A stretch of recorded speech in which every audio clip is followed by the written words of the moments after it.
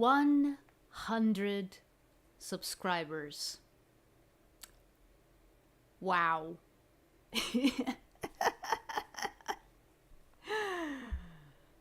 Oh man. I mean, I'm pretty sure there's people out there who've gotten to that milestone earlier than I have, but still, I was pretty much used to the idea of having only like 90 something subs for like forever. But now, hey, triple digits. Cool. Like, I don't even really know what to say. Well, I can at least do my regular intro. Hello, Uhelile. My name is Kairi. I am the Grand Shaman of Atlantis. I'm a priest of the goddess Una, goddess of death and transience. And today we are going to be drawing for a little bit. I have a couple of pieces that I've started like in the last few weeks that I haven't really been working on. And I kind of wanted to use today as a starting off point. Well, not a starting off point because the drawings are already started, but I wanted to use it as an excuse to actually work on them instead of leaving them around, because then you know how it is. Like you start putting it off, and then you start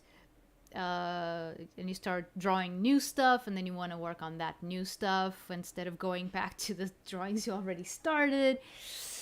Hardest problems, am I right? So yeah, but before I get to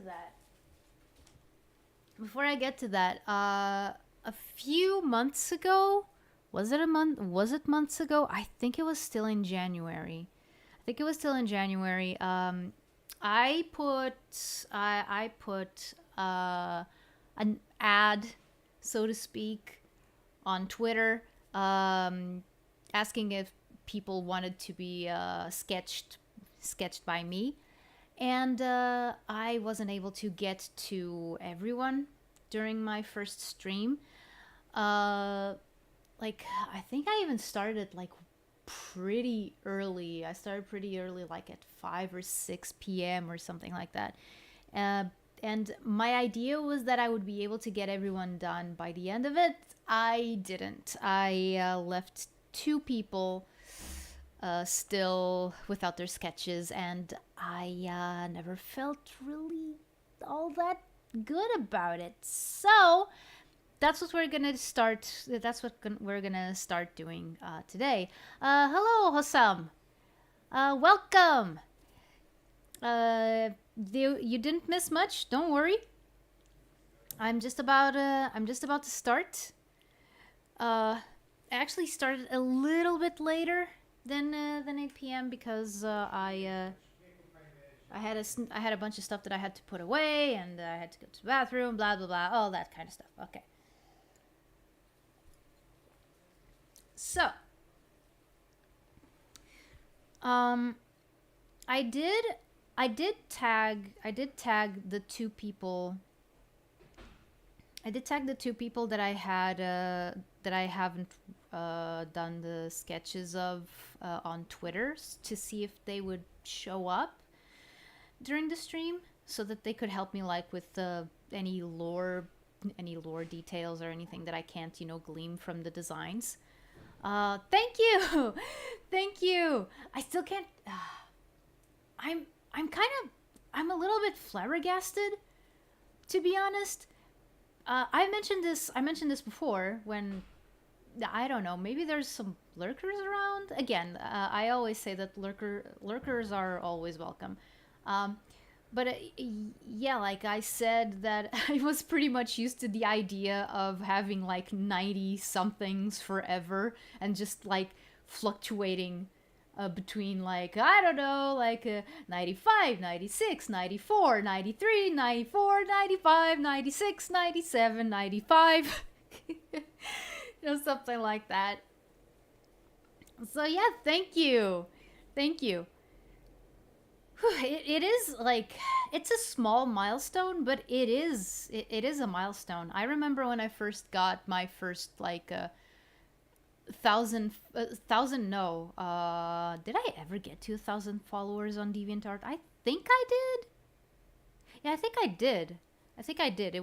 It took a long time, but I did eventually. But yeah, I remember my first 100 on DeviantArt, and it was pretty magical. It was pretty magical. So yeah, let's start. Let's start with someone who has actually been following me ever since the beginning. We were both on a Discord server that's like that's supposed to like help up and coming VTubers to start off their journey,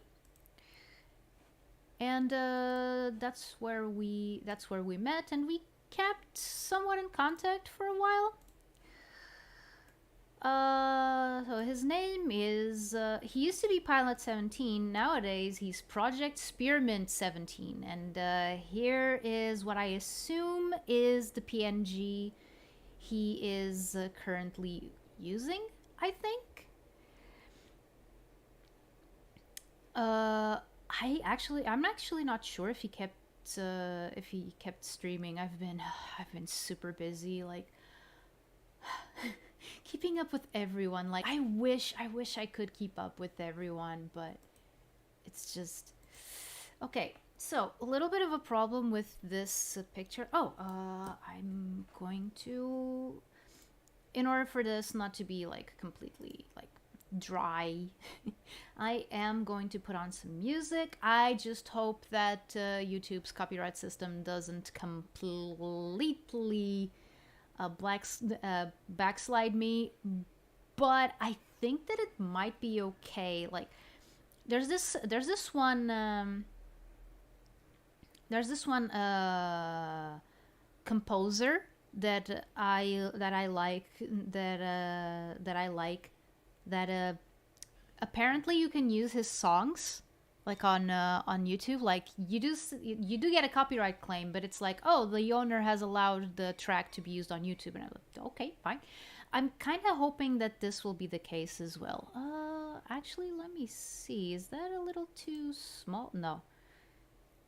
Is that a little too close? This doesn't look good.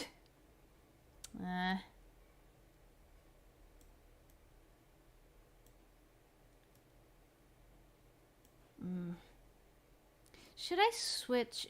Do I have anything?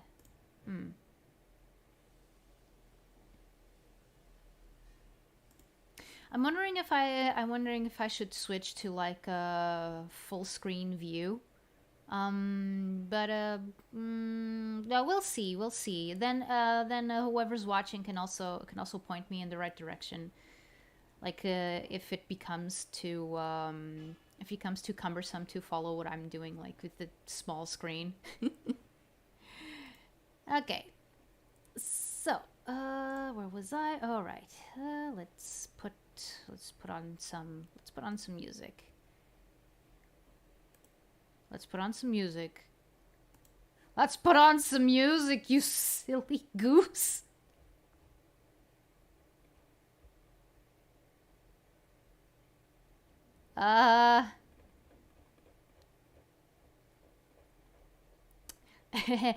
Spotify is not wanting to it's not cooperating. Well, okay, I'm gonna have to close it and open it again. The Spotify application is not oh, great. You know, of all the places to get scuff from for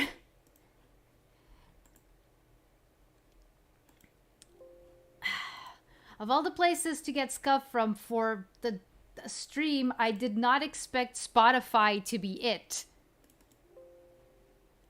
What is wrong with you? Oh my... seriously? I don't believe this. Like, I closed it, and now it's not opening. Welcome to Kairi Akida's drawing stream, where he tries to figure out just what the heck is wrong with Spotify. Control-Alt-Delete. Come on, I really wanted that music.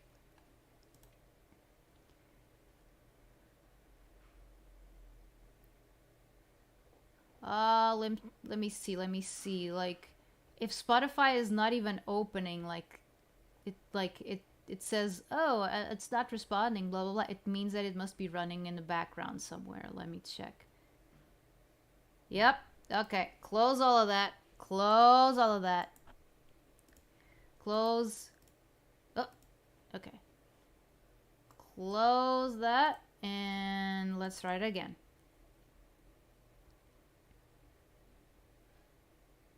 Installing Spotify. Whoa.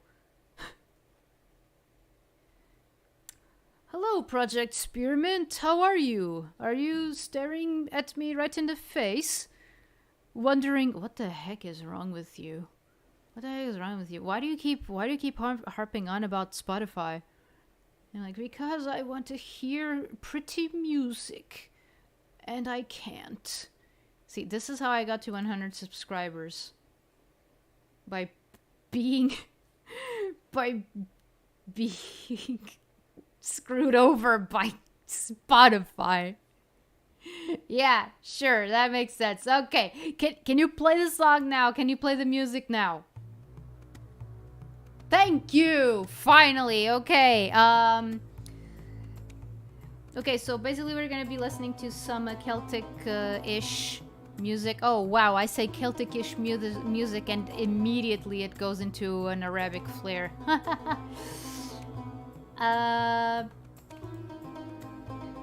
You know, basically it's a composer named Adrian von Ziegler. I love his work. I don't listen to it as much as I do other people nowadays, but he has a lot of good stuff. You should check him out. Also, I am probably going to lower the volume a little bit.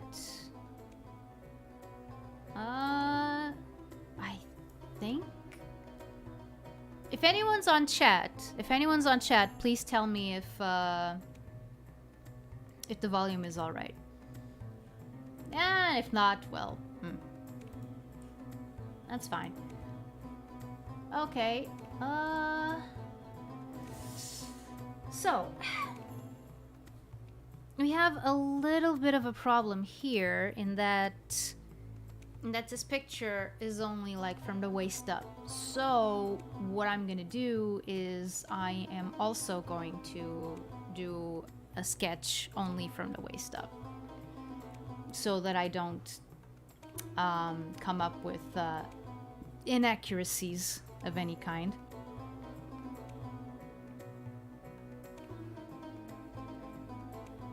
Actually, this track is from an album that I've never heard.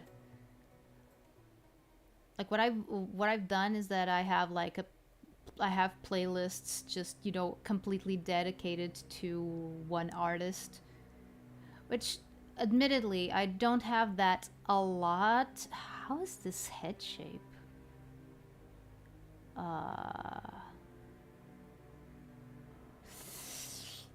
You know what? I think I'm going to have it like right on the side, right here.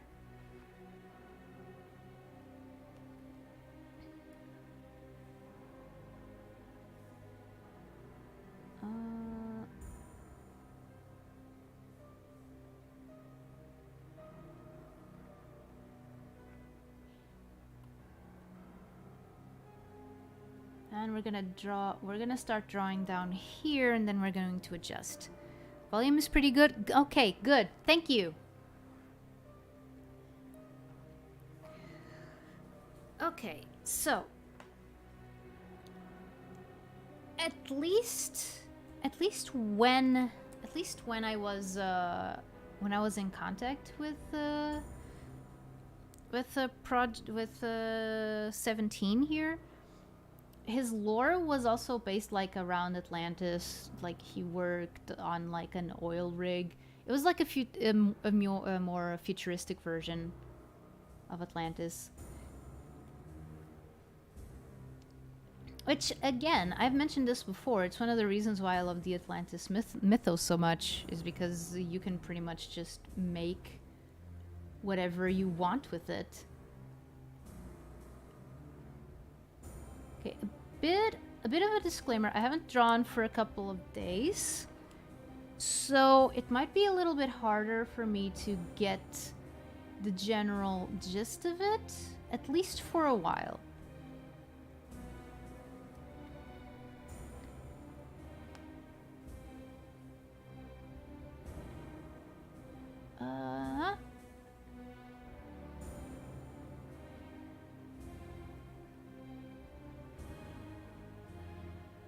I don't really understand what these things are. Like,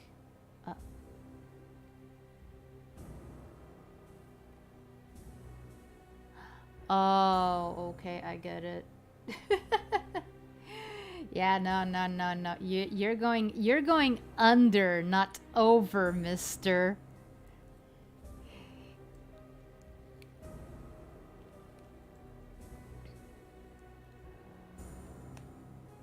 So I can see what I'm doing.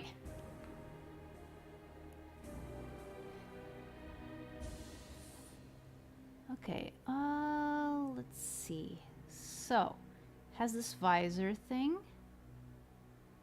Has this visor thing that is like that.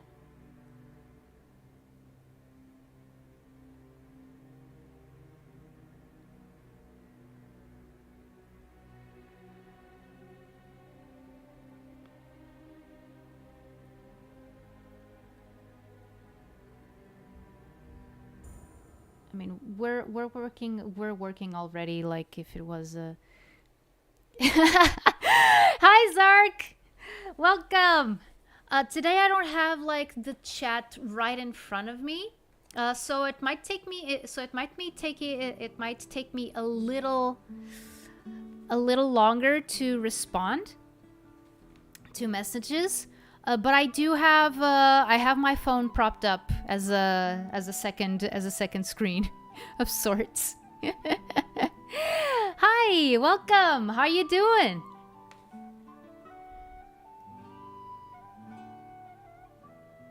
Like I was saying, I'm finishing up some drawings I promised I would do.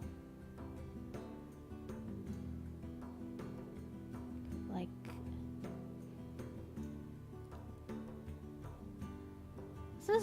this is looking a little bit like a Power Rangers helmet. Also, there's quite a bit of like artistic interpretation here.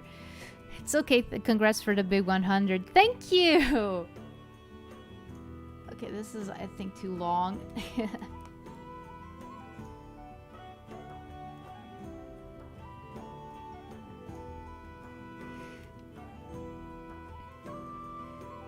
Thank you. I was just telling Hossam. Yeah, I am. I ordered. I mentioned this on Twitter. I ordered Subway to celebrate 100 subscribers. Get it? Subway subscribers. Yeah, it's lame, but I don't. I don't care. Like that.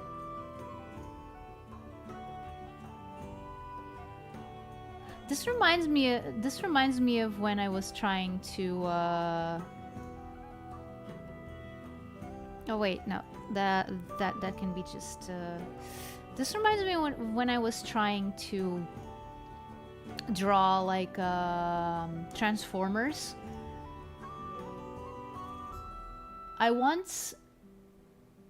I should try to see if I have that sketch somewhere. See what you did there. Yep. Oh.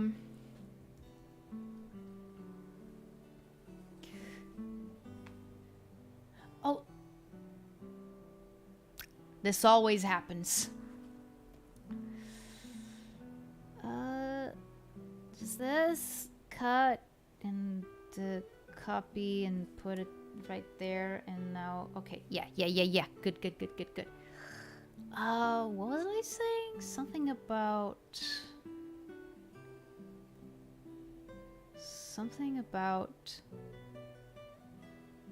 oh right, Transformers.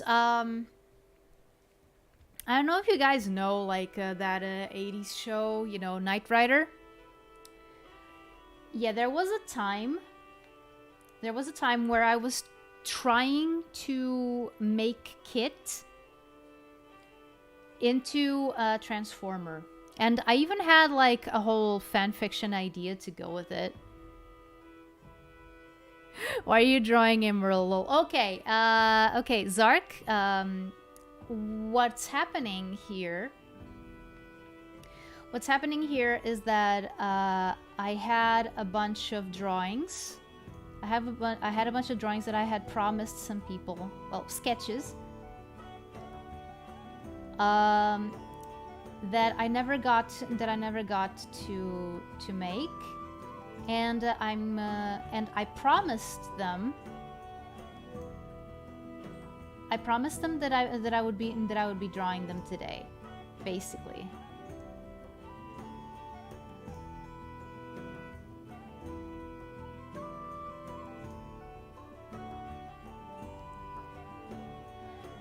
But this is only to start, and this is only to start off with, because what I'm planning to do is, again, these are only going to be sketches. That's all I promised. I promised that I would make the sketches, and that's pretty much it.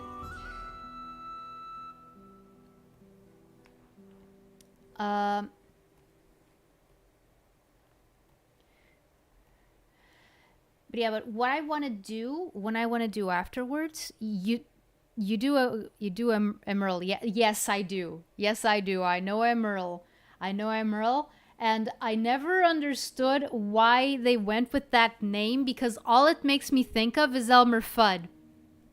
So it's like, oh yeah, you know Elmer Fudd, the Gazoid? The thing that was made by some ancient civilization to destroy all humanity or whatever, to destroy the entire world. Yeah, Elmer Fudd. Oh man, I just remembered there's an episode of Duck Dodgers where there's a thing, like a virus kind of thing, that is the Fudd.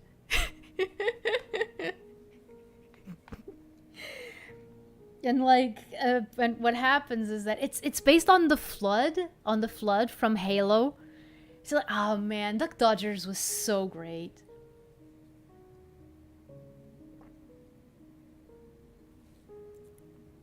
I love that show. I love that show so much.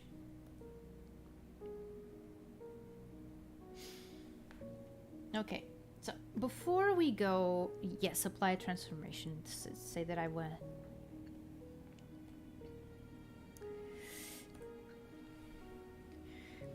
Basically, the FUD was based off the flood, and it infected people, and they gained like Elmer Fudd like features, and would act like zombies, and all they could say was like I can't do the Elmer Fudd laugh. Be very, very quiet. I'm hunting rabbits. Ha. No. It's not shaky enough. Names, people, names. What do you mean? What do you mean, names? Okay. Let's just assume that, like, the rest of the neck is like that. I don't understand this helmet design. I don't even understand where the helmet begins and where the neck ends. Let's just go, like, with the general... Let's just go with the general structure here, I guess.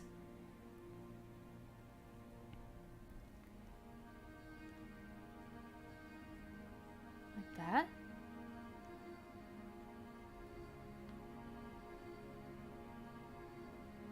No, that's too short. That's too short of an arm. I'm not too used to drawing like bulky characters, so my sense of proportion, like, which is already not very good, mind you, gets all kind of kerscuffled when I'm trying to work on bulkier characters. My reaction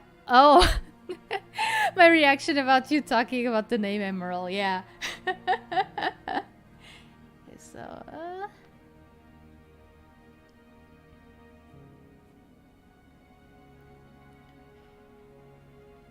okay, now we have this coat thing, which we're gonna have start here on one side and on the other.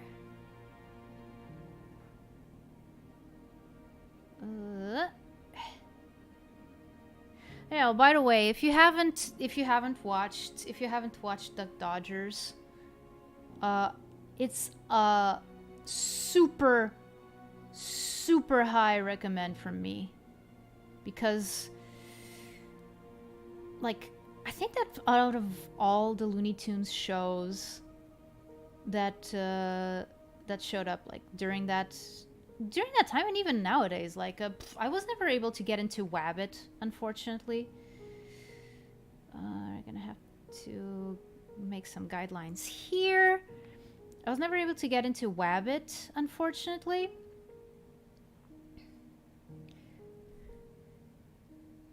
I'm watching Samurai X in Portuguese, and it's good. I'm loving it. Yeah, like...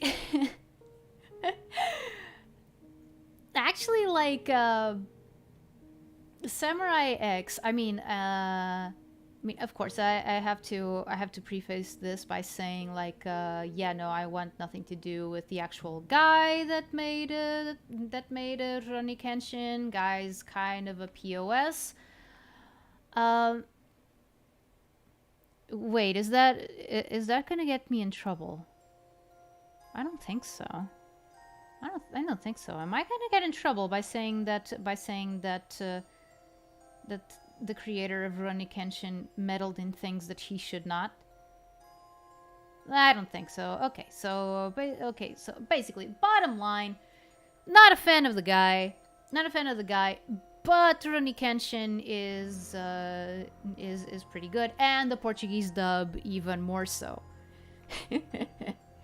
Like, though it does have, like, I think that they translated it from Spanish, which, the reason why I assume that's the case, it's because, like, the way that they speak, it, when I first tried watching it in Portuguese, like, the entire thing in Portuguese,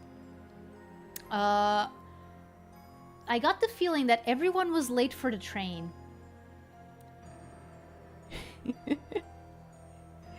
It was like, whoa, okay. Easy there, cow. Whoa, okay, that's going too fast. That's going too fast. Okay, like that, and... We're not going for super accuracy here. Two buttons.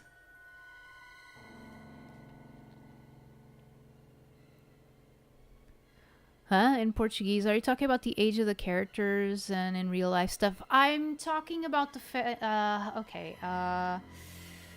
I'm gonna have to actually say it. He did something bad. Well, he didn't actually do anything as far as I know. He didn't actually like do anything, but he did own things. He did own things that he should not. Pertaining to some of his what should I call them? Like fetishes? Fetishes? Preferences? No. Fetishes. Let's call it like that. Let's call it like that. Basically, he was caught in possession of stuff that is very, very questionable. The author, I mean. The author, I mean. I don't think that like the characters themselves have ever engaged in anything that bad. I think I know what you're talking about. Yeah.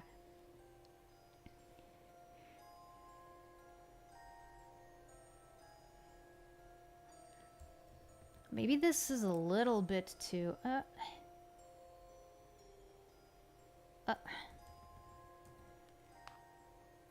What? Okay. Like that.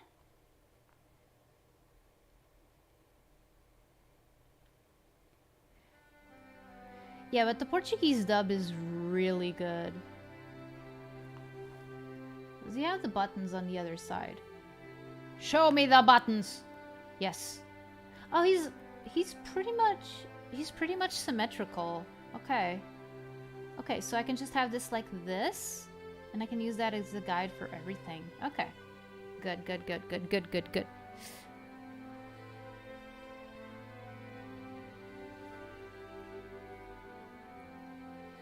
Yeah, that's my major complaint. That's my major complaint about the Portuguese dub of Rurouni Kenshin. The fact that it feels like everyone's late for the train.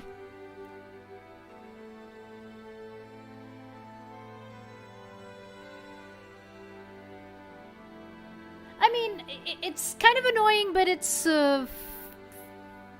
fine, you know? By the way, Kenshin is 30 and Kaworu is 17, now that I think about it. Yeah, no. I was under the impression that Kenshin was 27.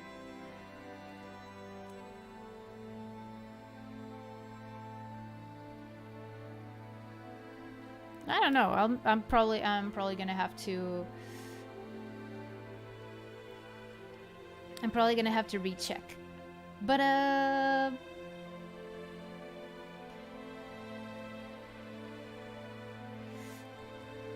yeah. Oh, another thing that annoys me.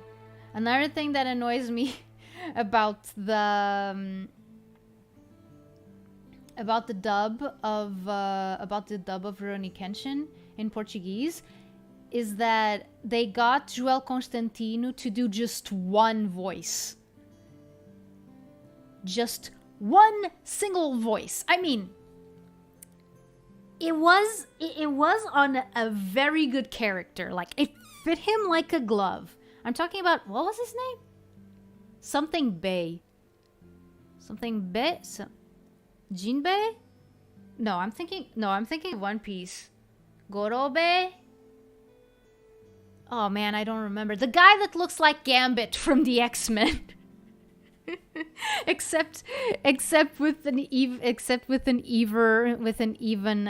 more maniacal look in his eye and like that big old teeth.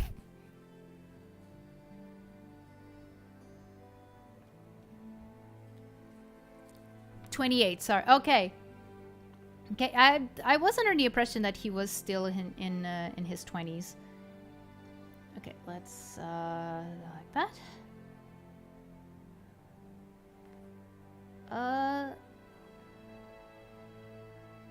Okay.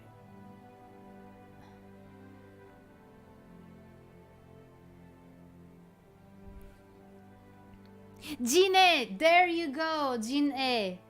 Yeah! There you go! Ah! I couldn't remember the guy's name! Oh boy! Oh me, oh my. In my defense, he didn't show up all that much. He left an impression, but he wasn't there, like, a lot. That looks dinky. Okay.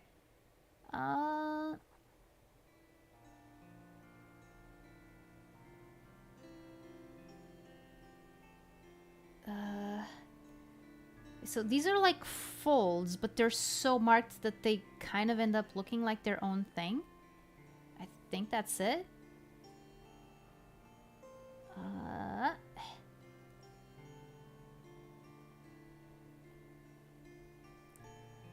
This is one thing that I do struggle with a bit.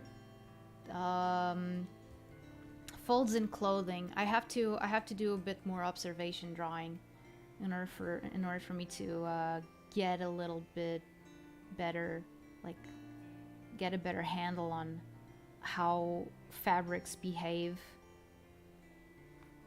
I don't even know if it goes like that down, but you know. He voiced Capitão Sagara. Oh, other than Jin-e? Oh! Oh! Right!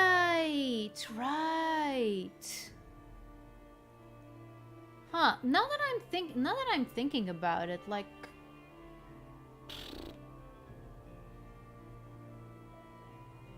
I'm trying to remember like what I know about like the Bakumatsu, about the Bakumatsu period in Japan, and I'm like,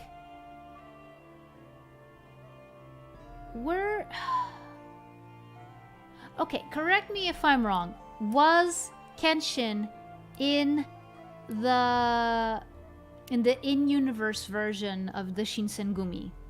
You know the guys with the blue haori, with the blue jackets. You know, like Okita Soji, Isamu Kondo,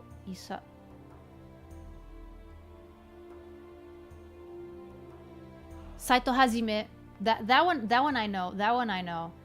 In fact, Rurouni Kenshin in Rurouni Kenshin, he actually shows up as Saito Hajime. There is no. Oh right, no. There was a character based on Okita Soji. Yeah. There was a character based on Okita Soji. He worked under Shishio. Which must have been a very awkward name for the Portuguese actors to say, if... Right now I'm in episode 73. Oh, what part is that? Is that already after they defeat Shishio? I mean, I'm talking like I'm some kind of expert on Rurouni Kenshin. I'm not. I am not, like, at all.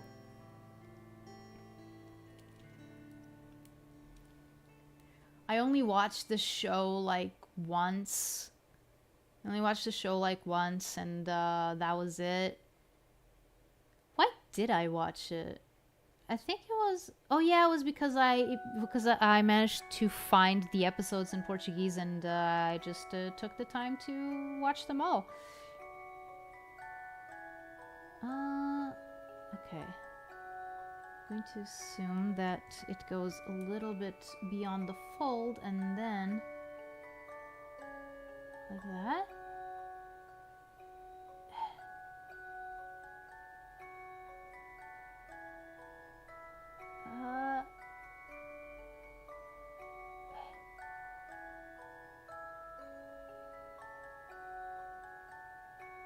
Like that. This outfit is complicated. Okay, at least now we're gonna get to something that is a little bit simpler. Which is these thingies over here.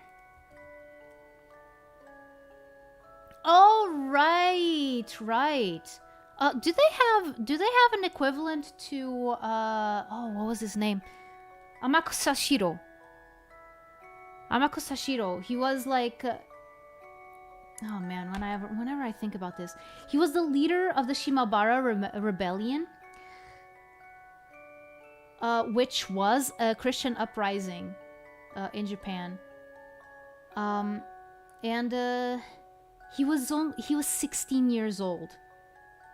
He was 16 years old during that time. And he was the leader of the 16. A 16-year-old. Well, it didn't end well for them. They got wiped out. In fact, even to this day, like, most people who live in what is now what used to be the territory of the prefecture of Shimabara, like, basically the shogunate repopulated the area with people from all over Japan, and even nowadays you can see that because the culture of that area is super, like, varied. It has bits and pieces from all over Japan, and that's the reason. It's because most of the original inhabitants of Shimabara died, and the shogunate kind of replaced them with people from all over. So Shimabara kind of became a melting pot for all the cultures in broader Japan. Hello, Red. Welcome. How are you? Haven't seen you in a while. Hi.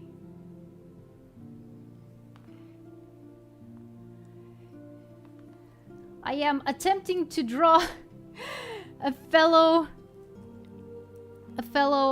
content creator, Project Spearmint 17. I promised him I would make a sketch of his character, and I'm finally keeping with my word. He's not here. He's not in chat, but I'm still gonna finish this. Well, finish the sketch, and then I'm gonna tag him on Twitter. I'm fine. I'm still reeling from the fact that today I finally breached the triple digits in followers, which is like, I was already kind of used to the idea. I'm loving the history that you know about it. Yeah, I did a bit of reading about that period in Japanese history. I don't exactly remember why. I think it was because I wanted to, like, write a story or something about it. Is this the okay? Also, congrats on 100 subs. Thank you. Thank you. Again, I'm still kind of surprised. I've mentioned here before, I was kind of, like, resigned to my fate of having 90 something subs forever.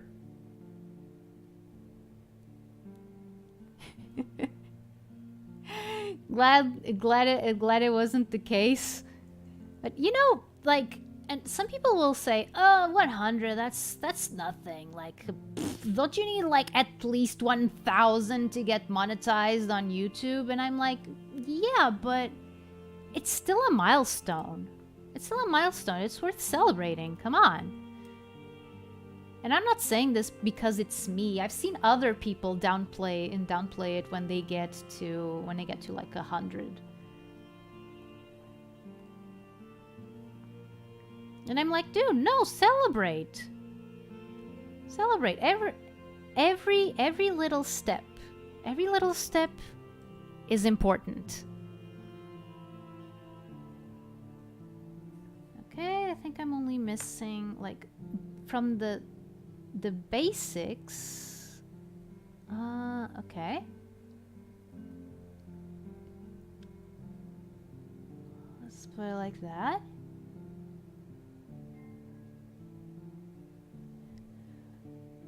What was that? Oh, okay. I got a notification on my phone. And now these neon stripy things. Oh, I'm forgetting these little shoulder horns. Oh man, I wish he was here to explain what this design is. 17.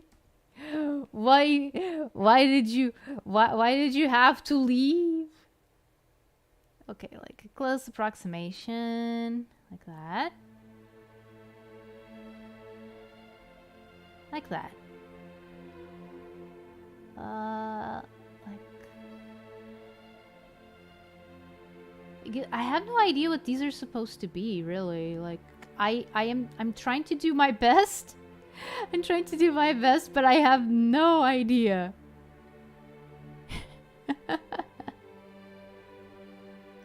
But yeah, I know a bit of like Japanese history. I mean, I think that one of the reasons why I got interested in it is because I just thought that the fact that there's a few countries that have history with Japan, Portugal included, that there isn't almost any fiction exploring that, and why does this feel wrong? Why does this feel wrong? What am I doing wrong? That doesn't feel right, but why?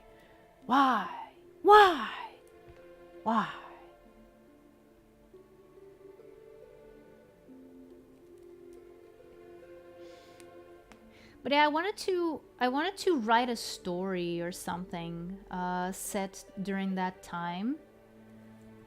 That would be kind of like it would be kind of like a how can I put this? A way of bringing together both countries, you know? Like exploring the shared history of the countries.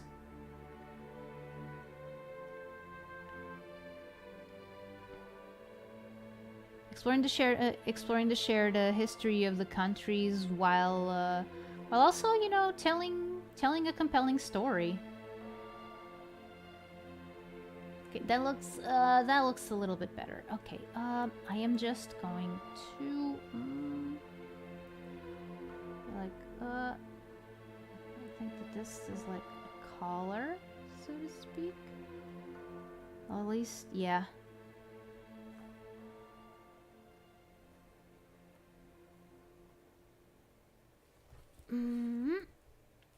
Okay, I think that's the best I can do.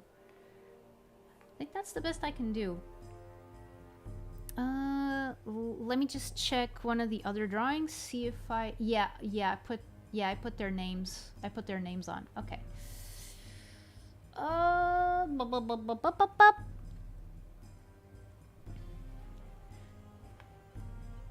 But yeah, long story short, I tried looking into like everything that was related to, you know, the shared history between Portugal and Japan, and well, the Shimabara rebellion, for example, was a direct result of that, because the thing is, Oda Nobunaga, you know. The big daimyo, Nobunaga's ambition and all of that. He loved the Portuguese. He loved the Portuguese because of all the new ideas and new technology that they were bringing in. Toyotomi Hideyoshi and Tokugawa Ieyasu did not. They did not like the Portuguese. They saw them as a threat Japan's standing, I would say, identity. I think that a lot of it had to do with like the identity and what they thought was, you know, the correct thing. Probably, possibly as a result of being, you know, raised in a more like traditionalistic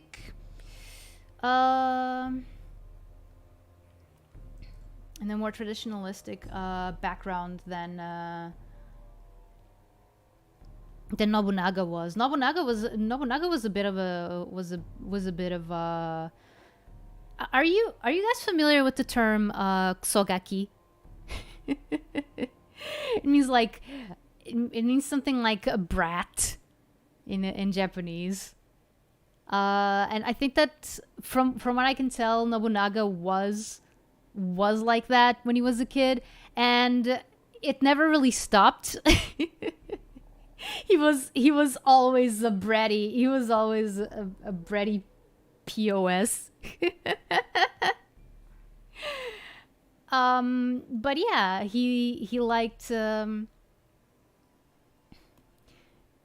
all the new stuff that the Portuguese were bringing in. Oh wait, it's with the K. Also, this doesn't look good. Okay.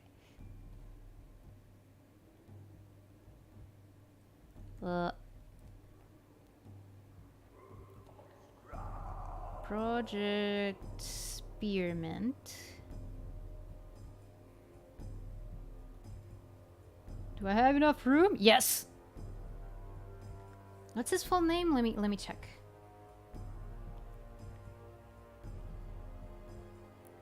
Nobunaga loved the Portuguese. Meanwhile, Ieyasu, I'll never forgive the Portuguese. Yeah. And that sentiment came to a head in the whole Shimabara rebellion thing. Hence why they wiped out the land completely. Because, you know, we don't want any of your Christian nonsense. Oh my goodness, like, guys, I have an anime recommendation for you. If you're interested in Japanese history, please check out Neko Neko Nihonshi, which is basically the history of Japan told with cats. It is amazing.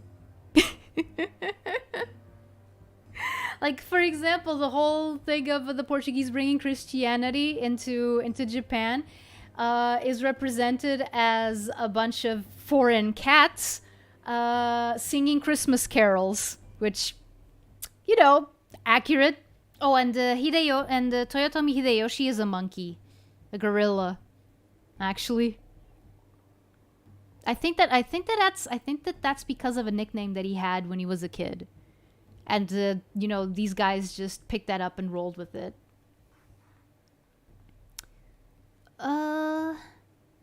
Where? Just a second.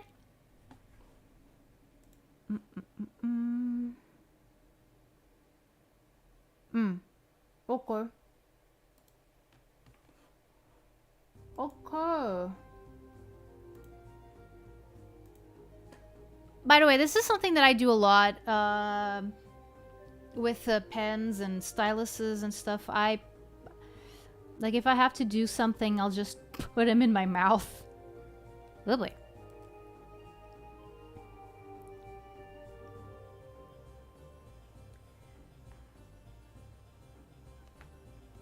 Oh, wow. Okay, so this ended up being a little bit bigger than the others because, again, it's just from the waist up. Okay, so this one is done. Just gonna save it. Save.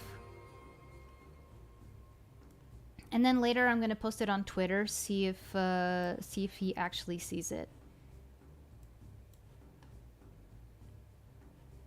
Da.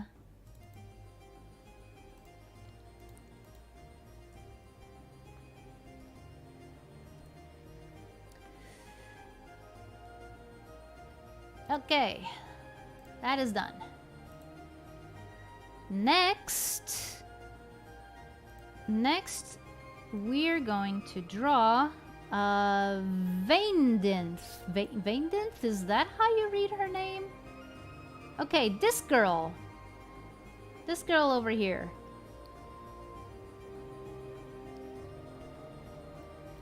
I would be surprised, but then I remember that Nobunyaga no Yabo is a thing. Yeah!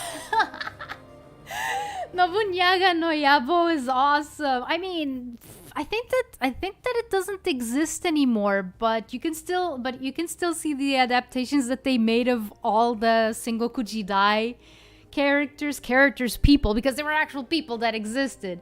But given Japan's propensity to turn its own history into borderline mythology, in fact, I think that's something that I wish other countries would do more. Like, you know, turn their like historical figures into characters that people can easily like understand and imagine, like with their own stories and stuff. I think that's a great way to convince people to study history. But yeah, fun fact, for a while, I had Mori Nyanmaru as my profile pic on my anime list.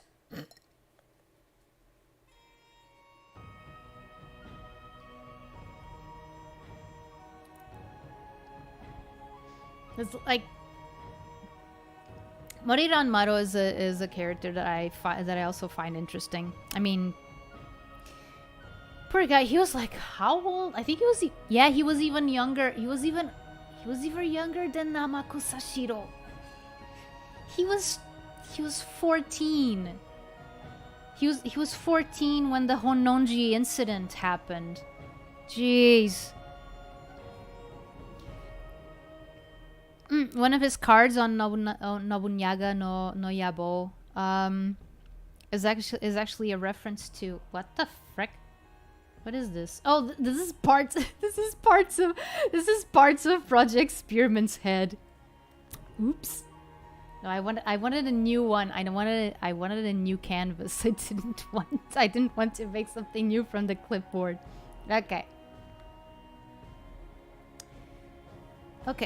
This girl is gonna be easier.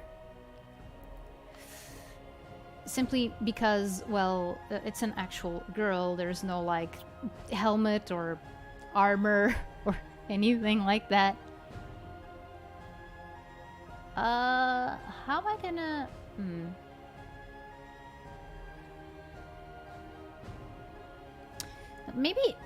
Maybe with this one I don't have to.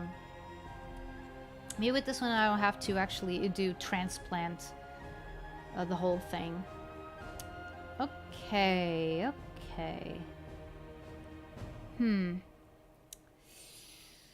Okay. Let's do a bit of a cutesy pose. Alexandro Moyadl, hello! Hello, I am fine. How about you? I'm celebrating 100 subscribers with drawings. Well, actually, these are some drawings that I had already told people that I would do. So I'm working on that, and then I'm actually going to do what I originally intended to do. And this, oh, she has a hat. I didn't notice that at first. Okay. Then I'm gonna try to work on some drawings that I actually have already started, and they either need to be inked or they need to be just, you know, finished in general. Like the sketch needs to be cleaned up, and they need to be inked. Okay, so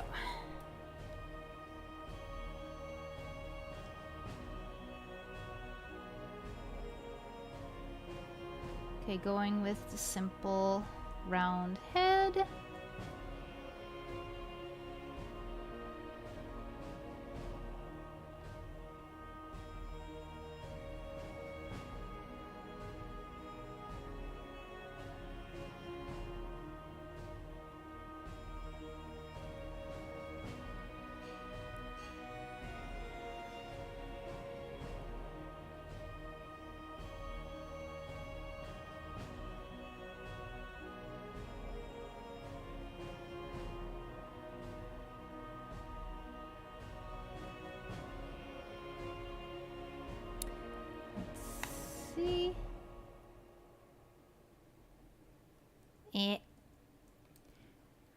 Okay, I'll fix that later.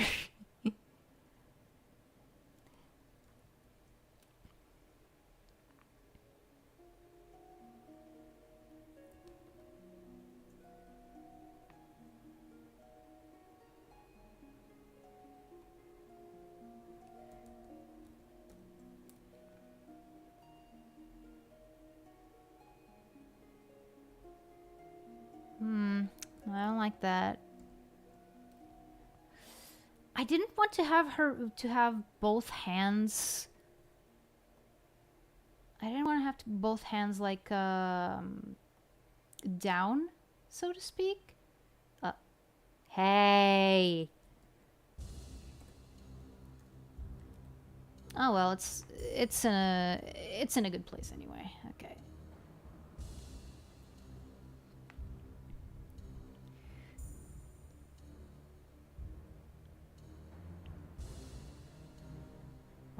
Okay, what if...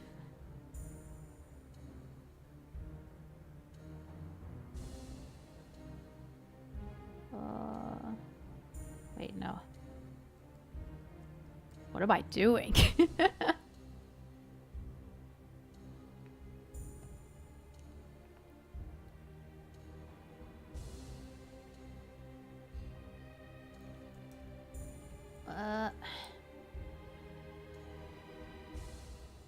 No.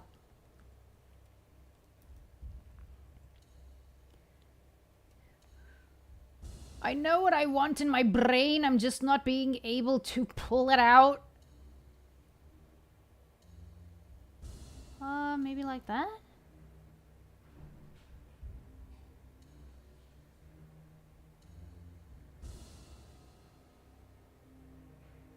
Like that?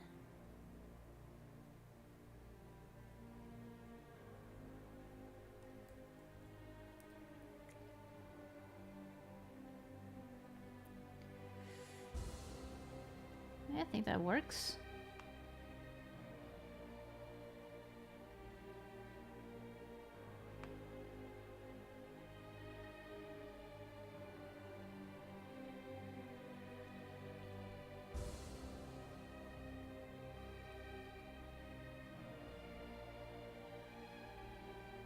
Okay.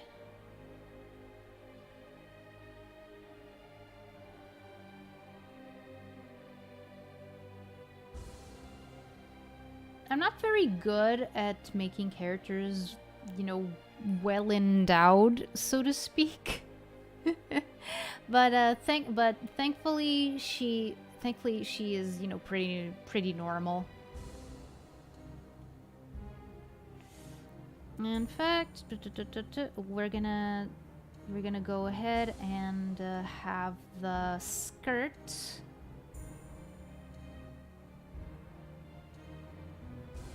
Like that.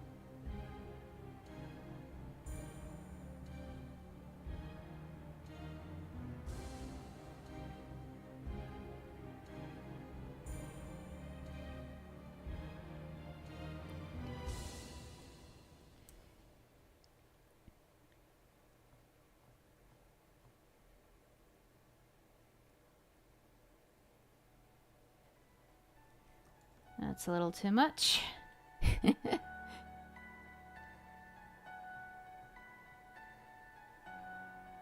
And she wears boots. Okay.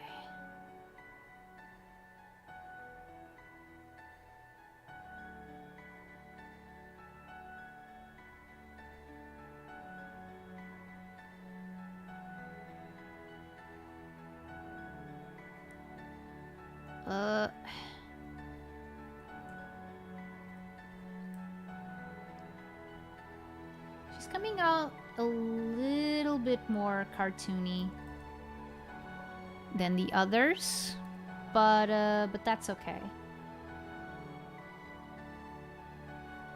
I think that like her boots are pretty like big, like platform almost.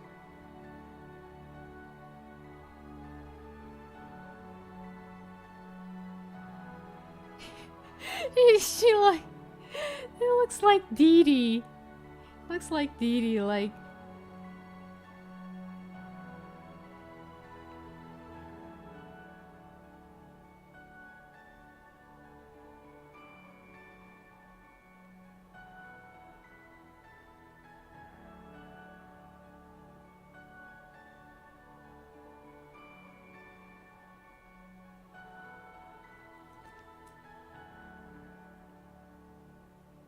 Oh, wait.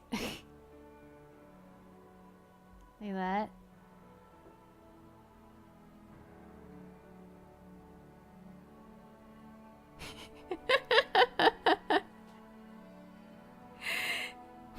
Is that a VTuber? Yeah. Yeah, her name is Vaindith. Her name is Vaindith, and, again, like, I think I explained this in the beginning, but it's, I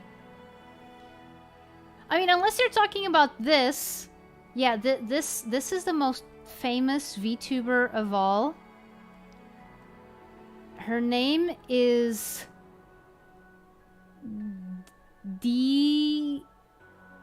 Diva Dynamite, and she is a ballerina VTuber who moonlights as a superhero,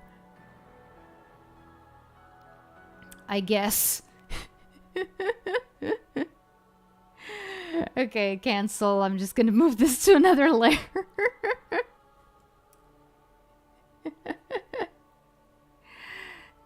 Hello, Foxy Poundzor. Welcome. Yes, you are still 10. Wait. Okay, that is a huge name. That is a huge number. My brain can't really math right now. I apologize. Okay. But yeah, this character that I'm drawing is what the just get away. Yeah, this character that I'm drawing is a VTuber. Basically, a while back, like a few months ago, I asked, like, hey, do you wanna get a drawing? Well, a sketch of your VTuber done by me? Well, drop your PNG and I'll do it. And that's basically, and I managed to get through most of my list, but there were two missing. One was Project Spearmint, the guy that I drew before, and this one, Vaindith. Numbers are irrelevant, just count the number of zeros. Even then, okay, let me check. 1, 2, 3, 4, 5, 6, 7, 8, 9, 11, 12, 13, 14, 15, 16. That is a lot of zeros. That is a lot of zeros.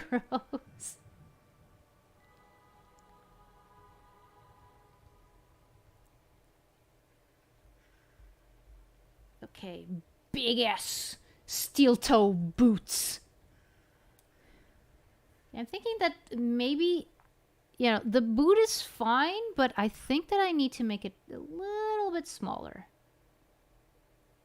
It's still little. And just a little bit.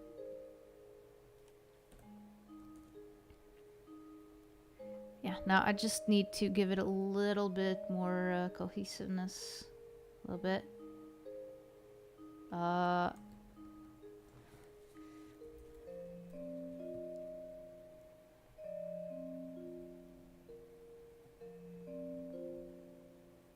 Like, my idea with these was, you know, I'm gonna do this, and I'm gonna do these, and then if they want, they can ask me to finish them.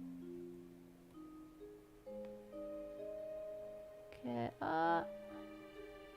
like that.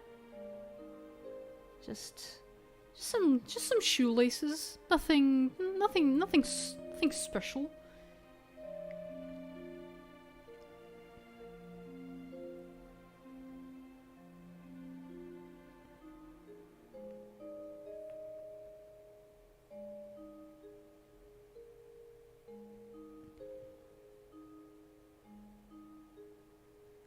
Okay.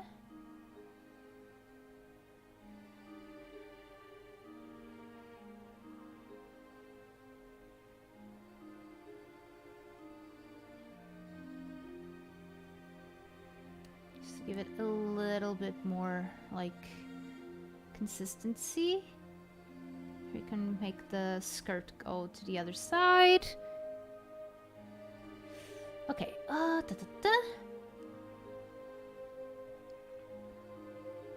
Okay. So we have a little frill here. And it's just a regular. Oh no, okay.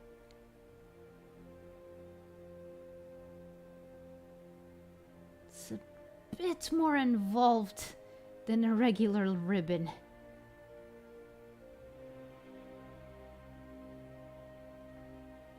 Yeah, there you go. Okay. Okay. Open shoulders.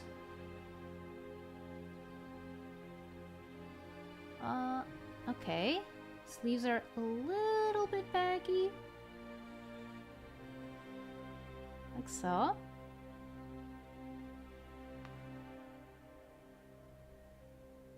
And the cuff here.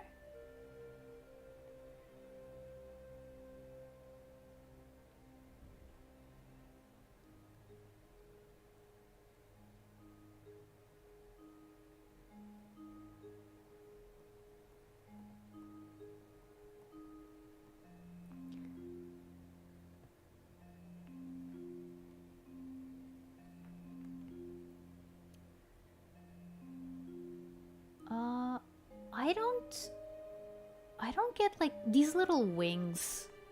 Like, are they attached to the back or are they connected to this? To these little things here? Or are these things just, you know... Wait. Okay, so they can be armlets. They can be armlets, but they're very close to the armpit.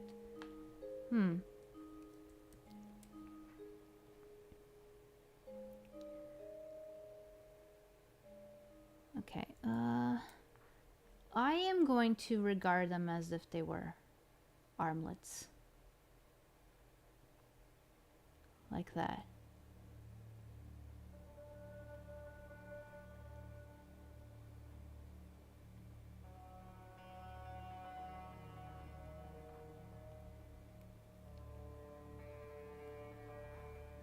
Does she have any...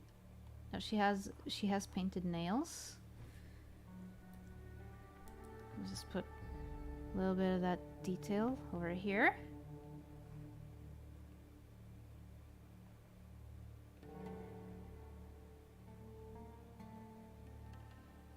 We don't need much more because that's all we can see.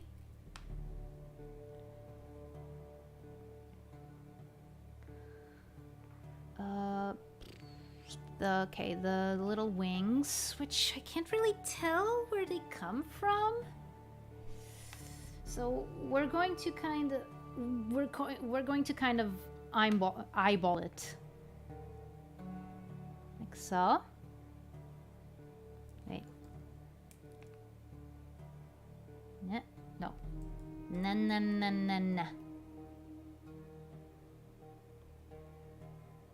Let's do this the best way that I know how. Like so. Okay, yeah, I made this on a different layer, so I can just go wild. Wait, no, not that wild, not that wild.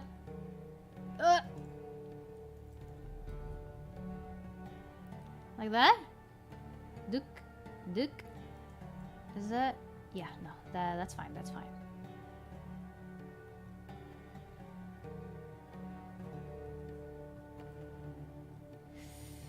I'm gonna put in a white layer here so that it's not too distracting.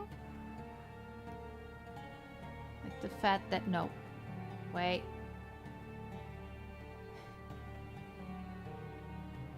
Yeah.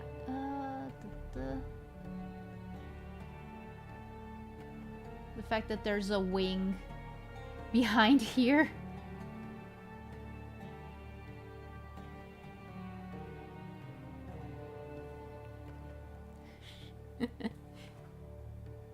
Yeah. Also that. Yeah. Okay. And now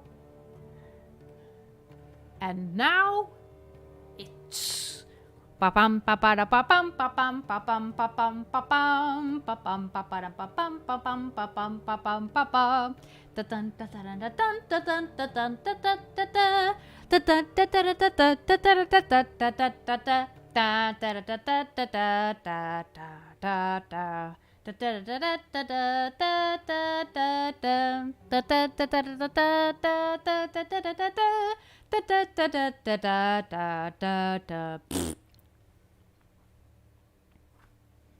That was Monty Python, everybody.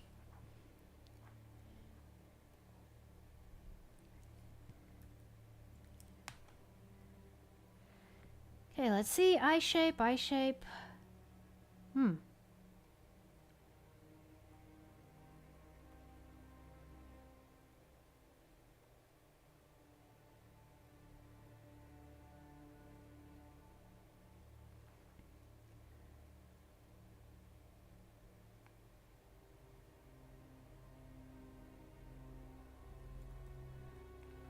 That's a little bit too much. That deserves a sound clap. But my rendition of the Monty Python theme song.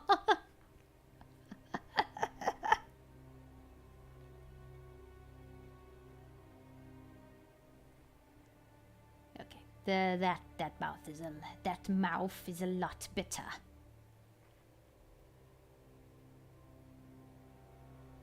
She has, yeah, okay, she has like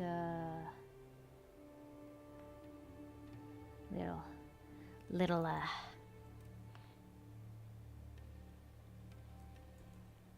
eyelashes.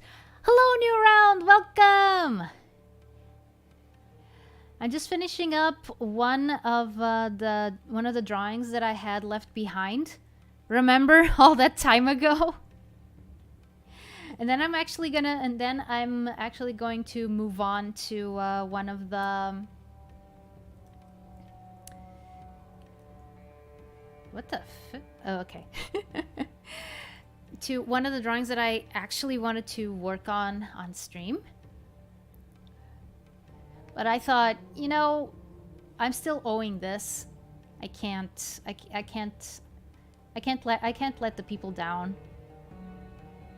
Little ears. Like that. I got absorbed in gacha and completely forgot. That's okay. That's okay. Gacha is like, how can I put this? Gacha is like the abyss, you know? You stare at it and it stares right back.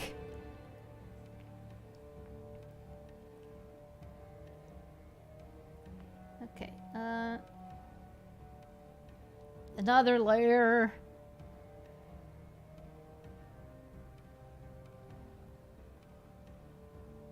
Like that? Yeah. A drug, exactly. Doesn't playing gacha games actually like actually awaken the parts of your like I don't know how to say it. I don't know how to say it, but it's like the same responses in your body as if you were doing drugs. Or am I thinking of withdrawal? Am I thinking of withdrawal from Gacha? which is a weird concept to think about, but you know, I wouldn't be surprised if people are actually doing research on that. Lizard brain? Yeah. Let me recheck that hat. Recheck the hat. Recheck Vane's hat. Vandy's hat. Oh wait, she has horns. She has horns. I was forgetting the horns. What is she supposed to be? Some kind of demon? I wish that she was here to expand a little bit more on the lore, so I wasn't just here, you know, speculating. This horn looks terrible. Okay, let's try that again.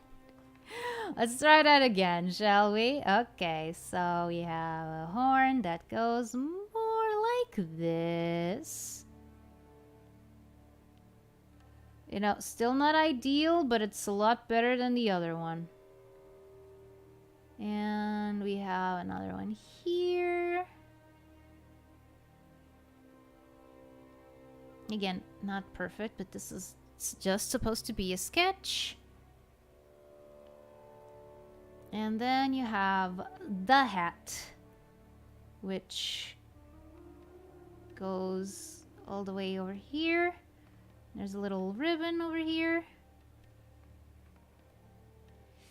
And the rest of the hair, yeah.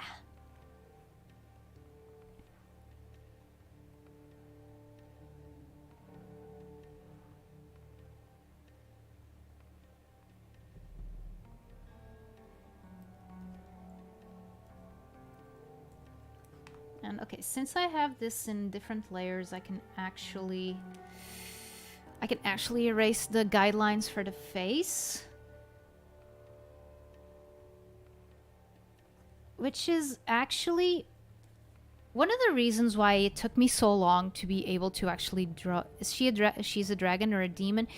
Yeah, that's just the thing. I don't know. I don't know. And okay, and a little bit of it is my fault. I could have tried doing some research before doing this. But I don't know if she has. I don't know if she has her lore like anywhere. I know that that's something that I need to do. I need to put my lore somewhere. Why don't we take all the lore and move it somewhere else?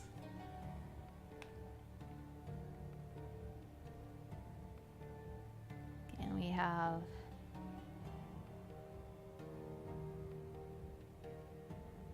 filling in the eyes makes so much of a difference.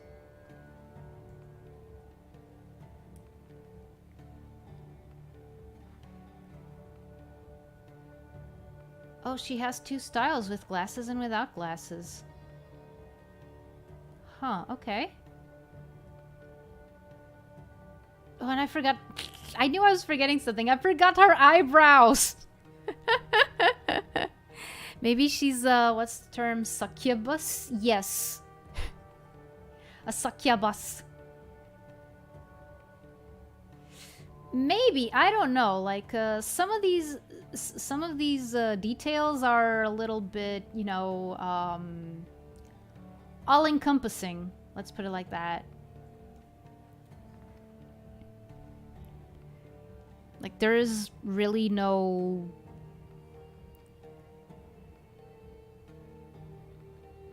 There's really no indication of what is what. Is like...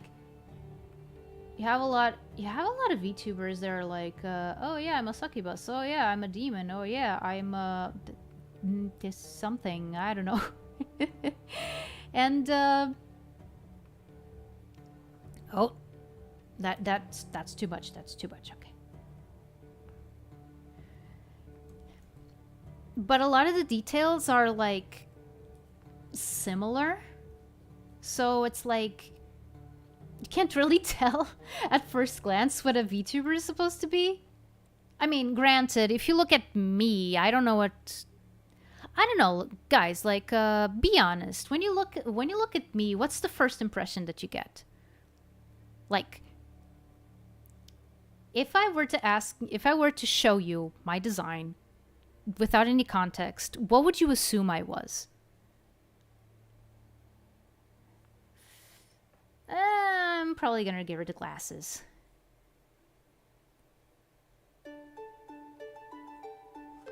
Oh, dear. Okay.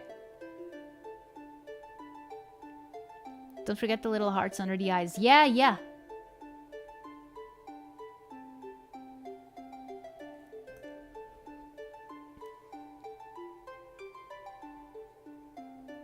Yeah, that can go. Yeah, that can go here on the face layer.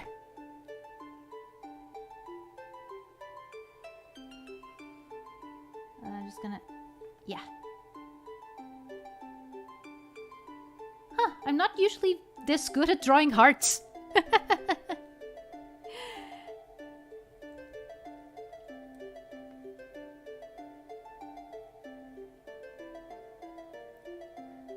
Okay. Veindith.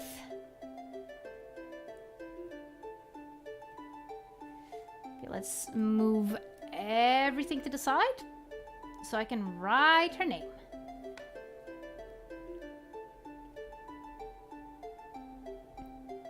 Old design? What a cute girl. New design, sup, Gramps.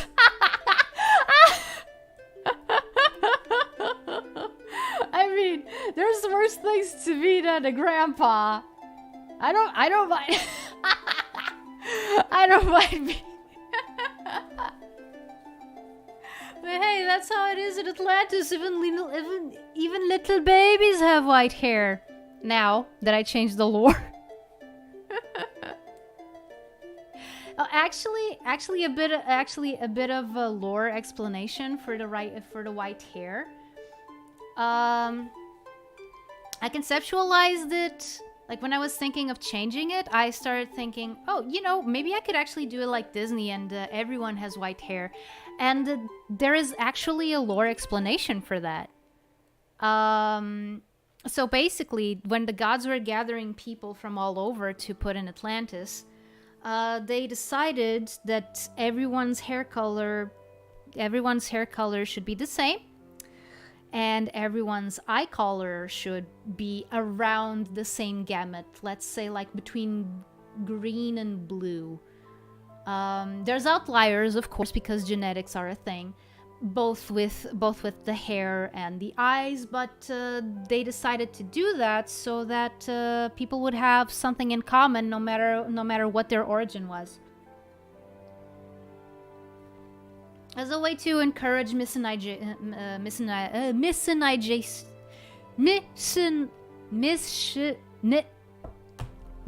of different ethnicities.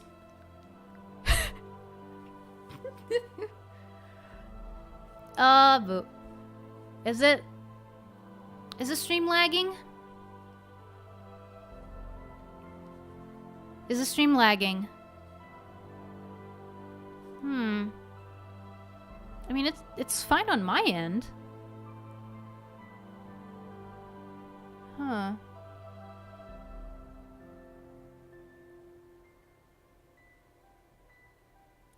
Dude, I'll like wait for 5 seconds and you quickly add a new line or two. Not for me. Oh, okay. Oh, because Hossam posted like the loading things, and I assumed it was the stream that was lagging, but I think that he was talking about my how can I put this? My stuttering. Let's just put it like that.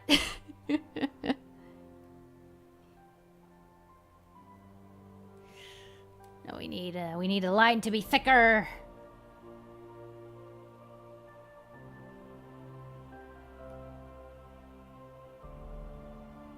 Is that how you write vein? Oh, Veindith. Veindith, okay. Imagine talking to someone and being like, we have so much in common. Yeah, we all do. Yeah. I tell you, Atlantis during those early days must have been really awkward.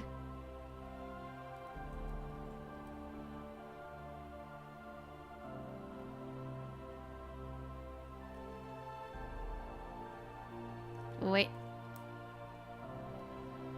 There. Okay, let's try that again.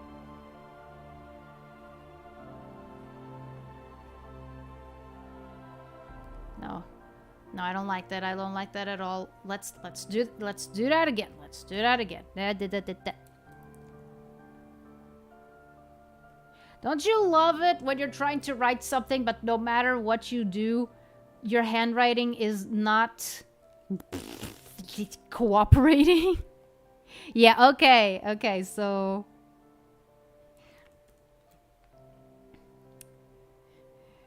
okay, so I got it right. Haha! Put me on the Price is Rice, please.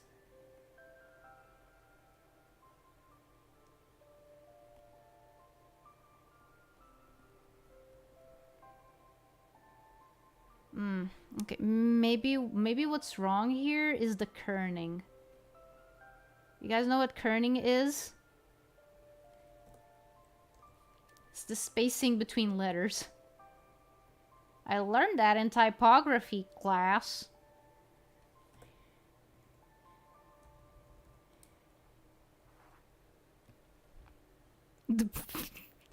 The rice is price and yes.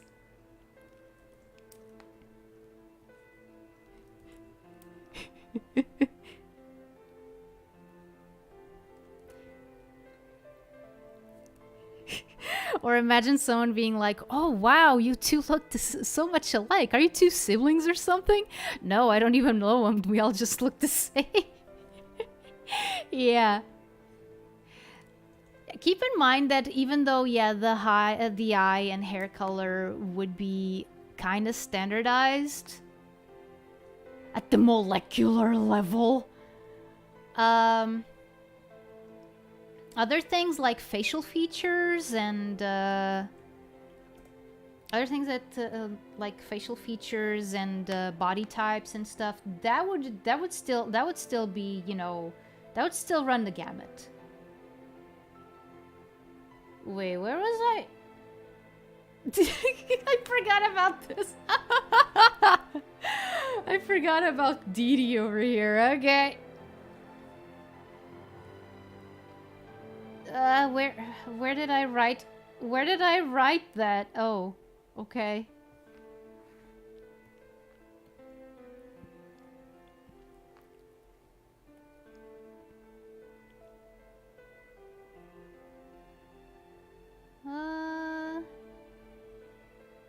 No.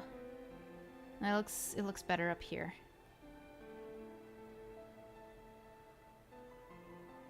Or does it? Or maybe down here?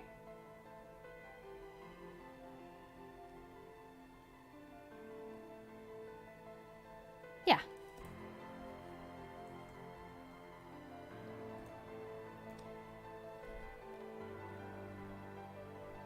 Wait, all Atlanteans look the same? No, no, no, they don't. That's what I'm saying.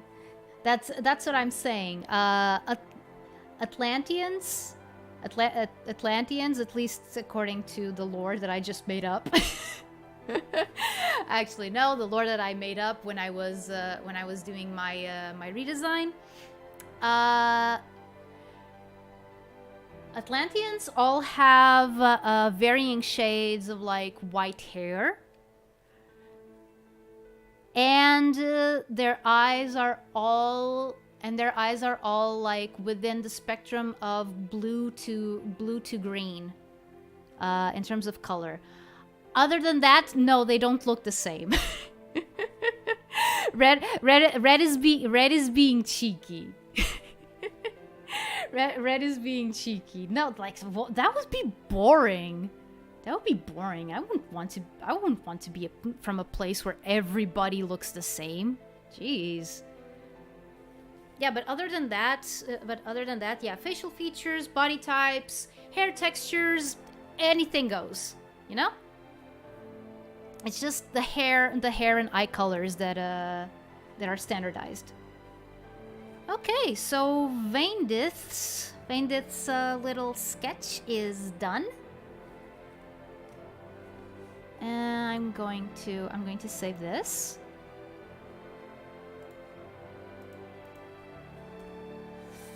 I'm going to post these on Twitter later. No, do not save. And I see you, Red. I see you. So you guys are twice removed from Nordic aliens.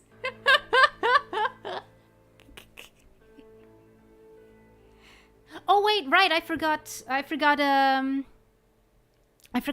skin colors. I switched my face without realizing. Oops. It's gonna be a while until it I mean, I live in England. Everyone looks and acts the same.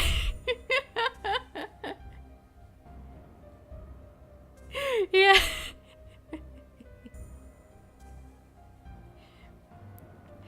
I mean, I don't know. Are we twice removed from Nordic aliens?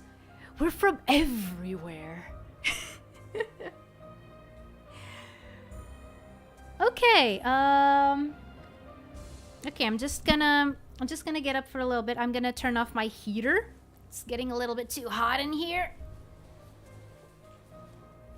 Just 1 second, please.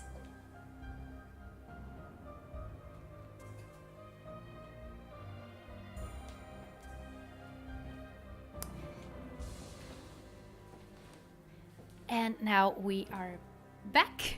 You might as well be elves.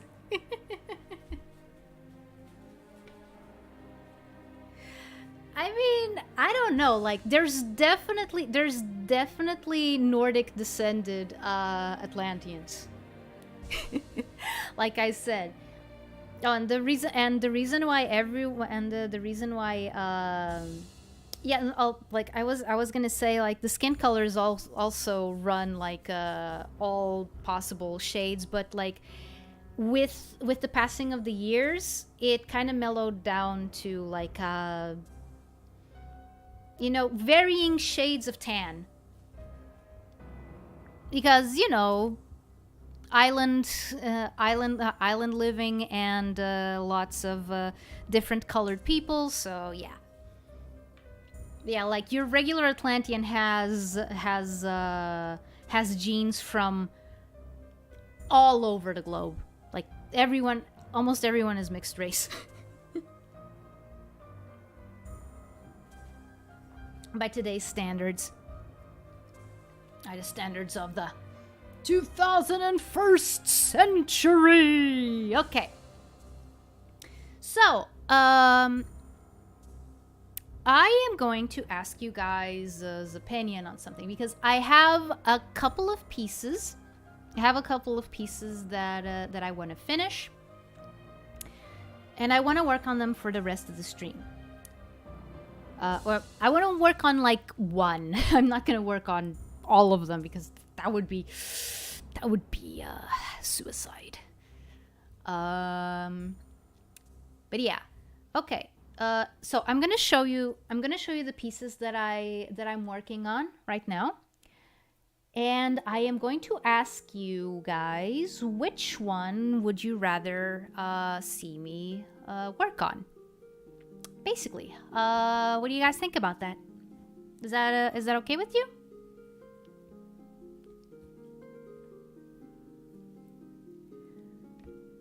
Waiting for an answer. I'm waiting. Oh, okay.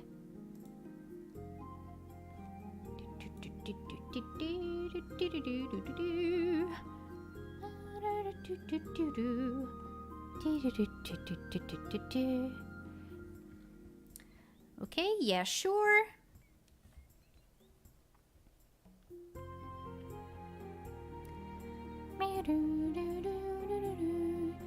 Yeah, that works. Okay. So, what I have here to work on. Okay, so first we have this, which is my character sheet. I've put like a preview of it on Twitter already, but yeah. Just gonna show sketch. Wait, no.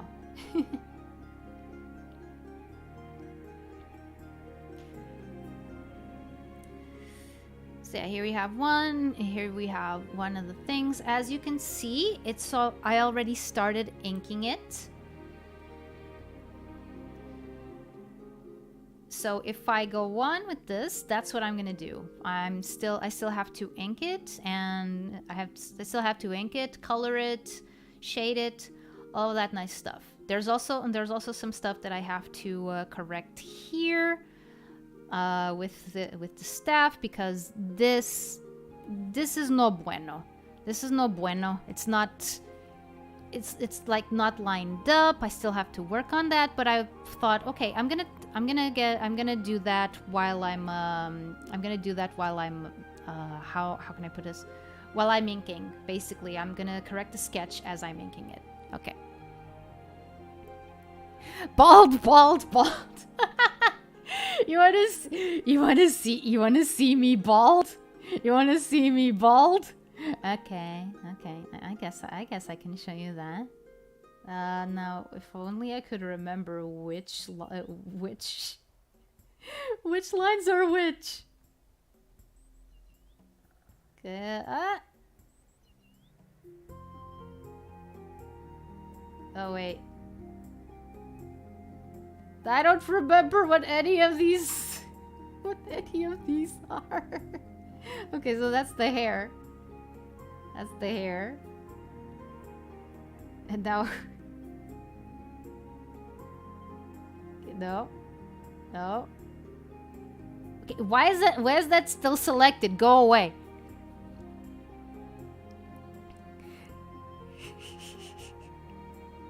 No, cease. Okay, like you got partially bald. Okay? And this one is actually bald.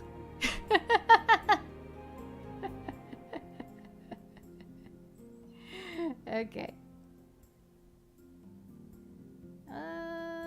Yeah, I think that's it. Okay. So this is one. Where's the staff? Oh, there you go. Okay.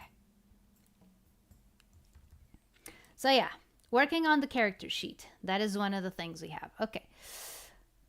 Another is this, which is a picture that I was thinking of using for the Zatsudans, for the Zatsudan thumbnails. There's actually one little detail that I haven't done here, but that I want to do because, yeah, we are very prim and proper. But we also drink like if it was like in a Japanese tea house with like a mug. Like that's a little detail that I want to add.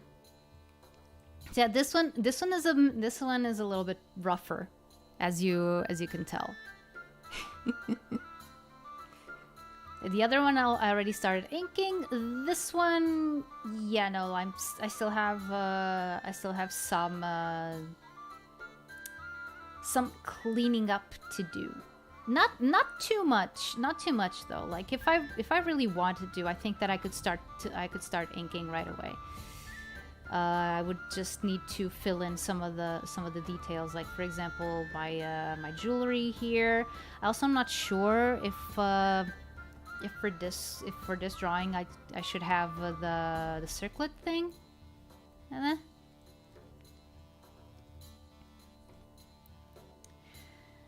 So yeah, and that's enough narcissism from me. The other two drawings that I want to work on. One is this. you guys know Holostar's English, right?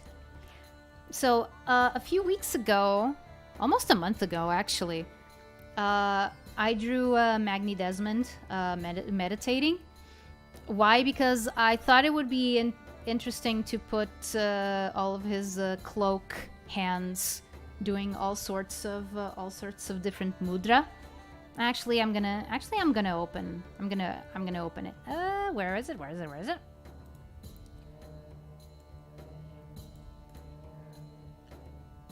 Open it!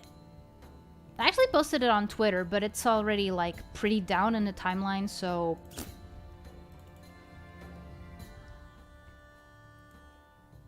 I never know which one to open, because I made a version with a background and a version without. I'm gonna open the one without.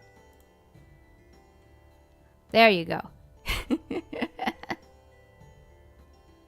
There you go. I just got the idea. Of oh hey, what if Magni was meditating, but every arm was doing a different mudra. I actually know which mudra these are. Like, I don't remember like the names completely, but like for example, this one. This one is associated with generosity. This one is associated with not exactly courage, but like lack of fear. This one is knowledge. This one is generally associated like with either knowledge or also breathing. This is, I think it's gratitude. This one is called Anjali, by the way. And then with his actual hands, he's doing the actual meditation mudra, which is the Dhyana mudra. I know I might be at the end, but I just wanted to say hi. I'm not sure if it's the end, Elmer. I just finished my first tasks.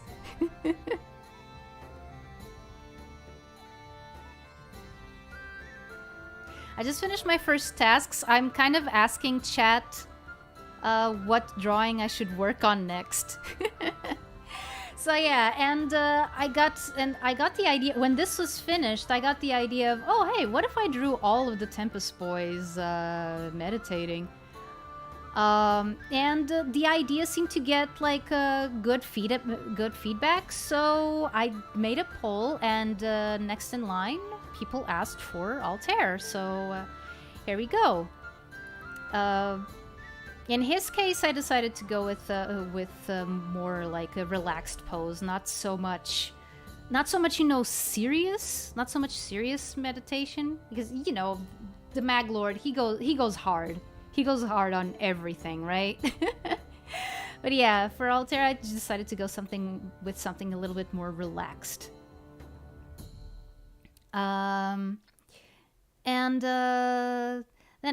And again, after I do Altair, I want to do the other Tempest Boys, because again, I've mentioned it before. I love drawing characters meditating. I don't do it a lot myself. I should, but yeah, no, it's just a thing that I enjoy. I think that I'm compensating for something. I have to go. Good night. Oh, sorry about that new round. Oh man, good night. Sleep well. Thank you so much for coming always. And then I have this, which is also based on Tempest. And it's an idea that I had after listening to what can be considered Banzoin Haka's image song, so to speak. Since he has like the whole, Karasu Tengu corruption thing inside of him, I don't know, I just came up with this sort of visual representation.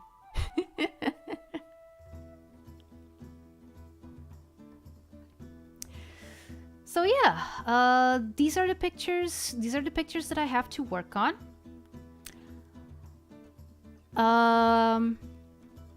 Top 10 anime transfer. I mean, have people actually done like an actual top 10 of that? I have a feeling that if you do a top 10 like that, you have to be very very clear about what your intentions are with your top 10, because it can be your own personal favorite top 10, it can be the most influential, it can be the most popular, the most flashy. I'm saying this because, for example, if you do a top 10 anime transformations, whether you're going to include, for example, one of Sailor Moon's transformations, namely, for example, the first one, depends entirely on those. What are they called?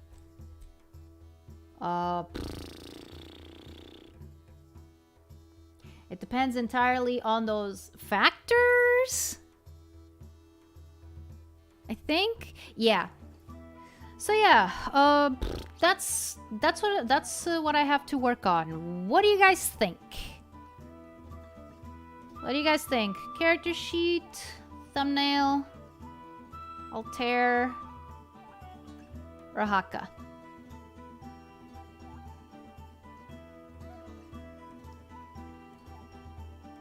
By the way, I'm sure that Magni's mantra is just his name. Magni.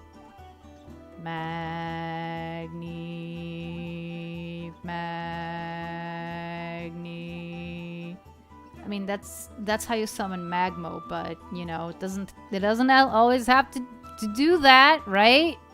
It doesn't have to be the sole. Doesn't have to be the sole use of the mantra. The last one goes hard. Okay, so this, you wanna see me work on this?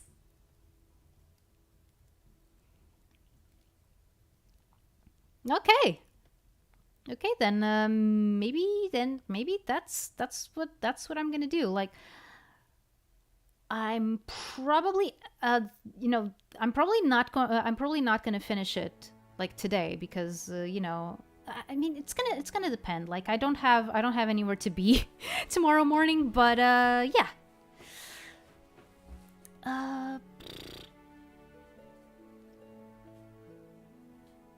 Which reminds me, in that case, I think that I'm gonna switch up the soundtrack a little bit, because this is a little too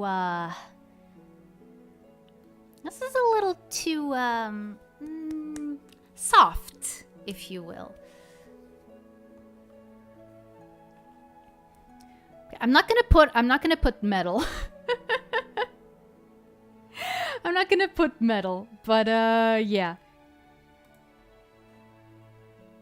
Okay. Let's get some epic stuff in here. I mean, if it starts... Come on.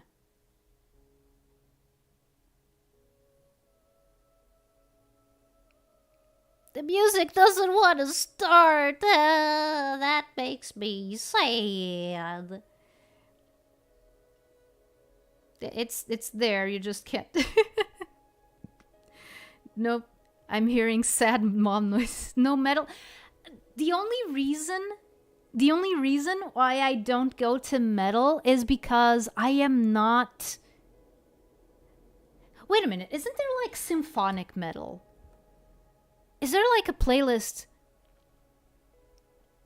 I'm hearing sad mom noises. She, as in my mom, is a heavy metal fan. Oh, dude, that's cool. That's cool. My mom likes metal too. and she's a boomer, right? She's from that generation. She's one of those generations that would be like, oh, what do the kids listen to nowadays? But she's always like, for example, Linkin Park. But yeah, no, symphonic metal is a thing. How can I look for some? Let me let me just try it. Let me see if I can find like a playlist. Symphonic metal. Symphonic metal mix by Spotify. But boomers have the best music tastes. True. True. That is so true. You're right, Red. You're right, Red. And how do I know? And how do I know? How do I know that? Like, I wouldn't say that too much about my mom because she also likes, you know, she likes that, but she also likes, you know, other stuff that, for example, I think it's kind of sappy. But for example, my dad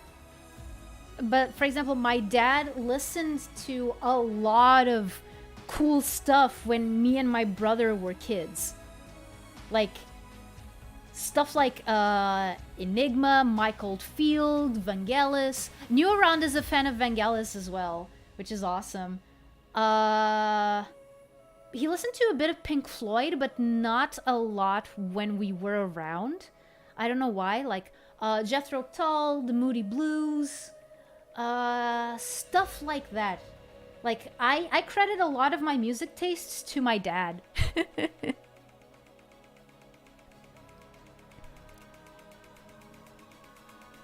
I'm not technically a boomer, but I agree with her. My mom, okay, and my mom prefers the classics of heavy metal. The only artists we tolerate listening to together is Queen. Oh, right, Queen, yeah. Okay, let me see. Oh, great, we start. Okay, like one of the songs that I was thinking, dude, okay. Okay, no, this is interesting.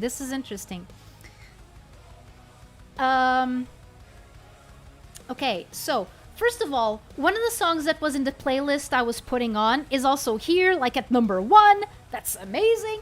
And one of the artists for one of these songs that's on this playlist that I put right now is named Visions of Atlantis. So, yep, we're on brand, people. And of course, the first song that comes up is from Within Temptation. Of course! Okay, so we have our soundtrack going. Let's do this. Okay, first off, we're going to add a few more details to Haka here, so I can start inking. Actually, Haka is making me want to get more into metal. Let me see where are Haka's lines? Oh, that is I can put that away. Yeah, there you go. Let's add a few more details.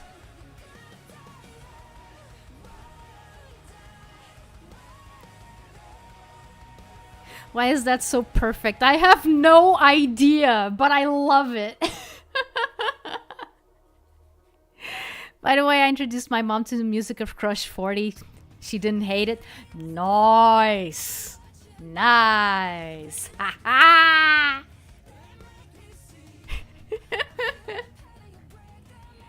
Okay, I actually have my acrylic stand of Haka right here. So I can see like the details.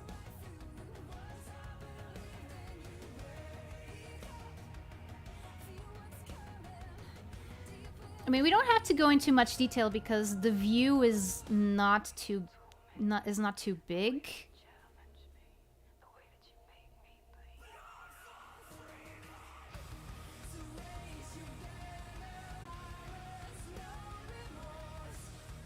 Little pom-poms.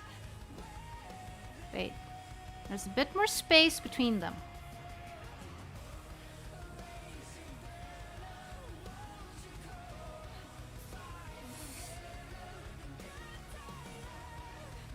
One thing that is hard about drawing like VTubers and stuff is that they have so much detail. Holy crap! But yeah, no, you did a good thing, Elmer. Introducing your mom to Crush 40. Keep banging that drum, brother.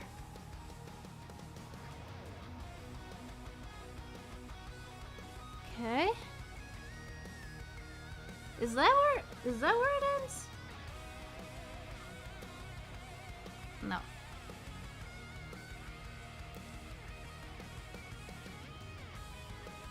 Kind of like here, and then blah blah blah. Like that.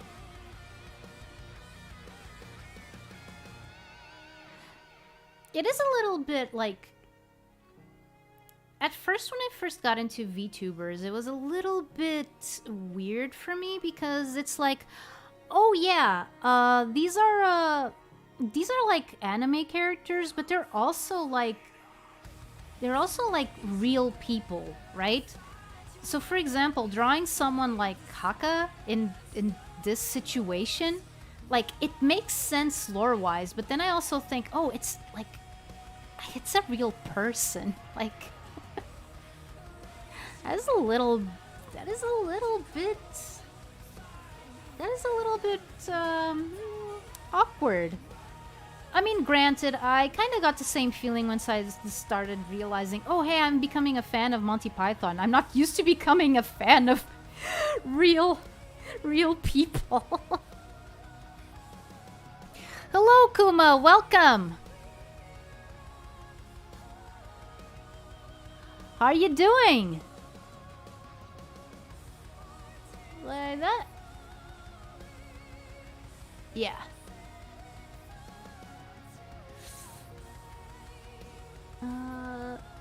Yeah.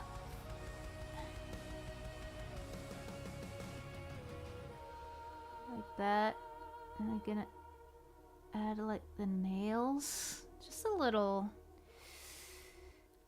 Also, I have to check here where the socks, where the tabby socks begin and end, and where the... Oh wait, the baggy pants, like I love them, but geez, if you want to draw a character like, like this, like kneeling, it's kind of like, where does stuff go? I don't understand.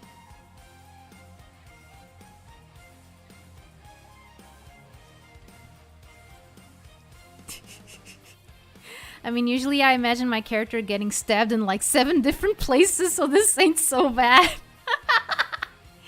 Yeah, no, and then it's lore accurate, right?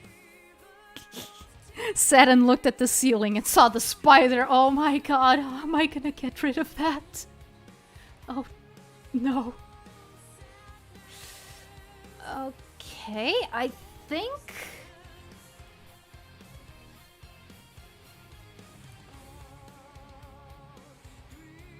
Okay, a lot of what is gonna give this piece like its impact. It's also gonna be like the way that I decide to approach the color. But before that, I think I'm gonna start inking, and I'm gonna start with the burb because it's a lot more like big swooping lines. Haka here is a little bit more detailed, so... Spiders are friends. Yeah. By the way, speaking of VTubers and spiders, you guys saw that animation of Crony finding the spider in her room, and and the animator switched the spider for Spider-Man.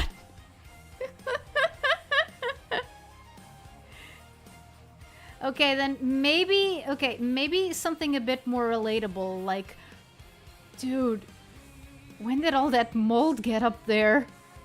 Oh man, I'm gonna have to clean it. It's terrible. Actually, let me just fix something here. No. What I want is this. Now, my question is, do I really need this point, or is it just filler?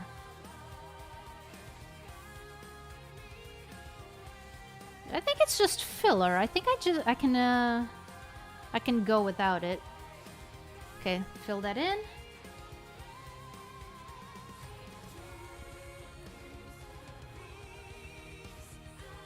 Or at least like that.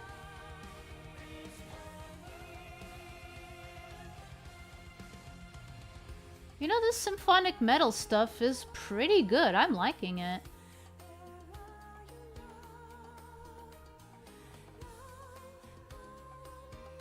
Spider long legs moving like it's dancing. Yeah!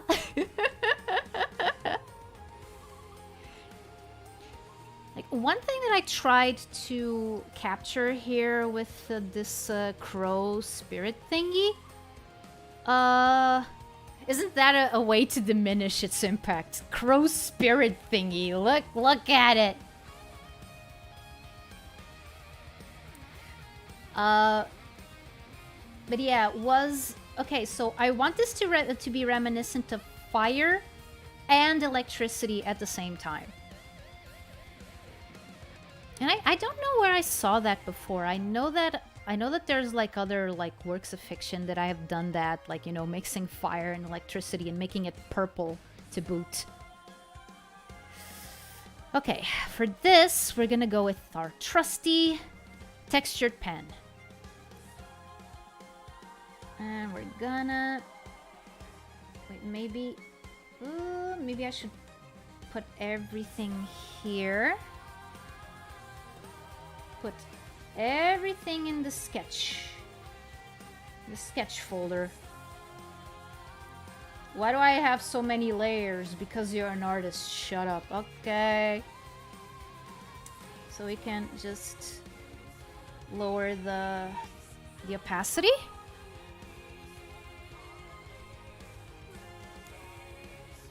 Oh man, now I'm definitely gonna get copyright claimed. But you know what? You know what? It's fine. It was worth it.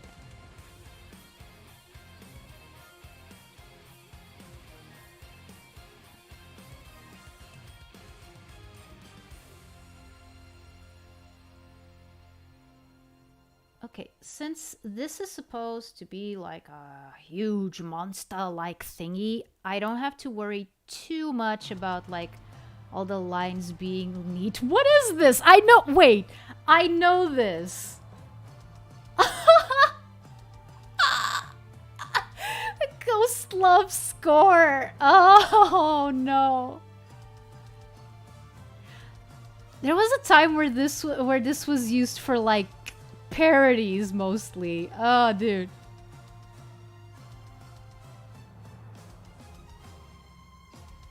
Okay, my intention here with the direction of the beak is that it's in a direct line towards his eyes.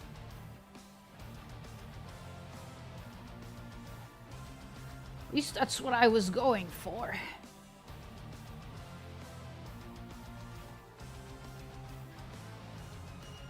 Like staring directly at the eyes.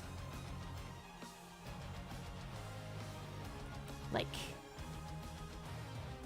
I have you now. You cannot escape.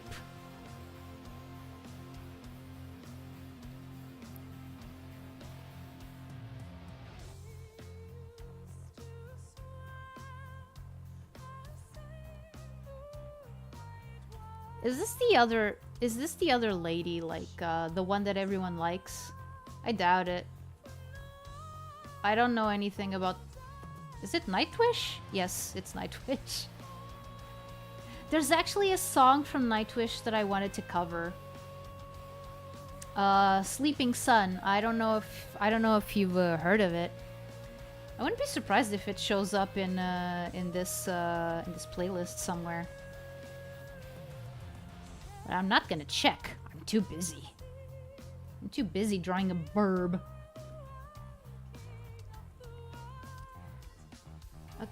Again, I'm not going to worry too much about being all neat and clean. Because this is supposed to be big monster burb. So like, for example, this here is something that I would think twice about having, but since it's this thing we're talking about, yeah, nah.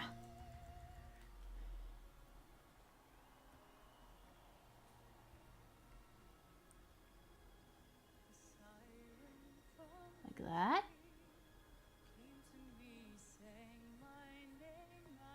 I love drawing like jagged edges, like, yeah, yeah.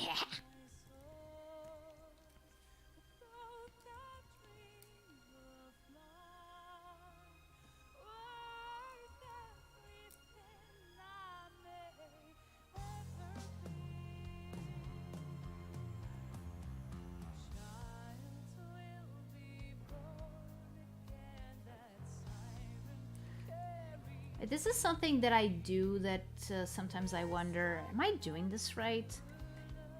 Which is like, I've seen people who are able to ink like straight away, just do one line, you know?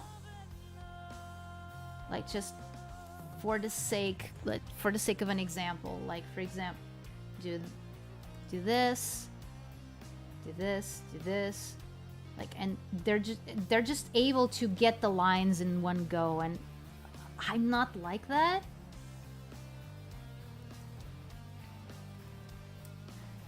Like right now it's not the best example because I did say that this is supposed to be kind of jagged on purpose. So I'm not aiming for perfection here.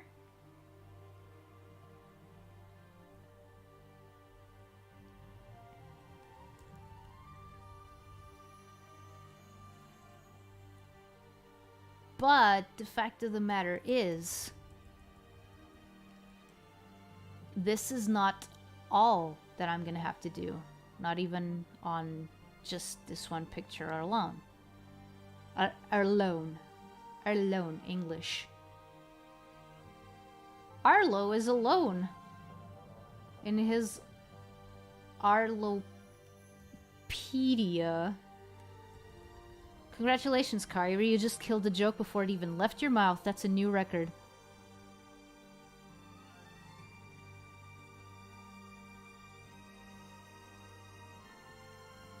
Okay, I'm gonna have to fix that a little bit because it's not pointy enough. It's not pointy enough. I want it to be pointy. Pointy.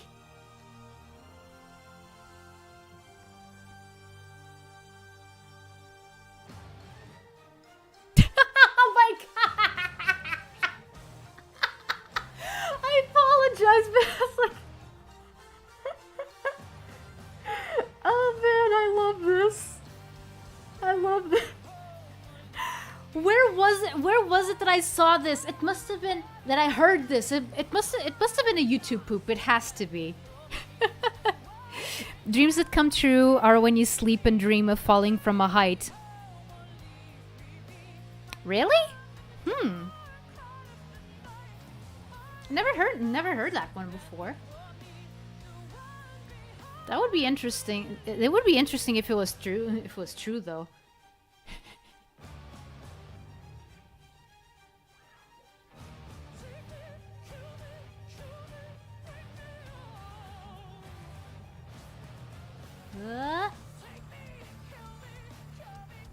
No, I don't want to kill you, lady. Jeez.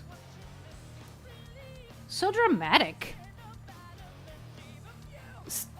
So dramatic, says the one drawing this.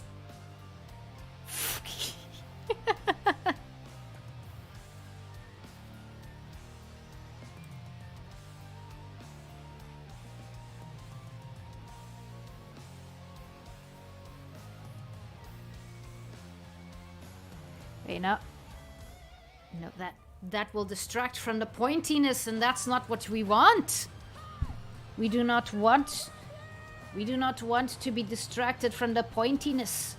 We want the pointiness to be the reason why we live. The reason why we strive. How long is this song? Oh, 10 minutes. I'm not used to songs that are this long. Okay, no, that's not true.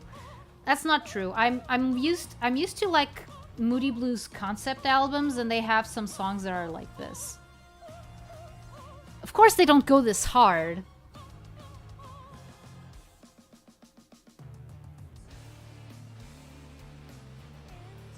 It's like more have you heard that you are real? Scatter good seed in the field. I'm not even trying to hit the notes. Nightwish is too powerful. That reminds me, there used to be a guy on DeviantArt that did flash animations that were like a huge influence in mine and my brother's sense of humor.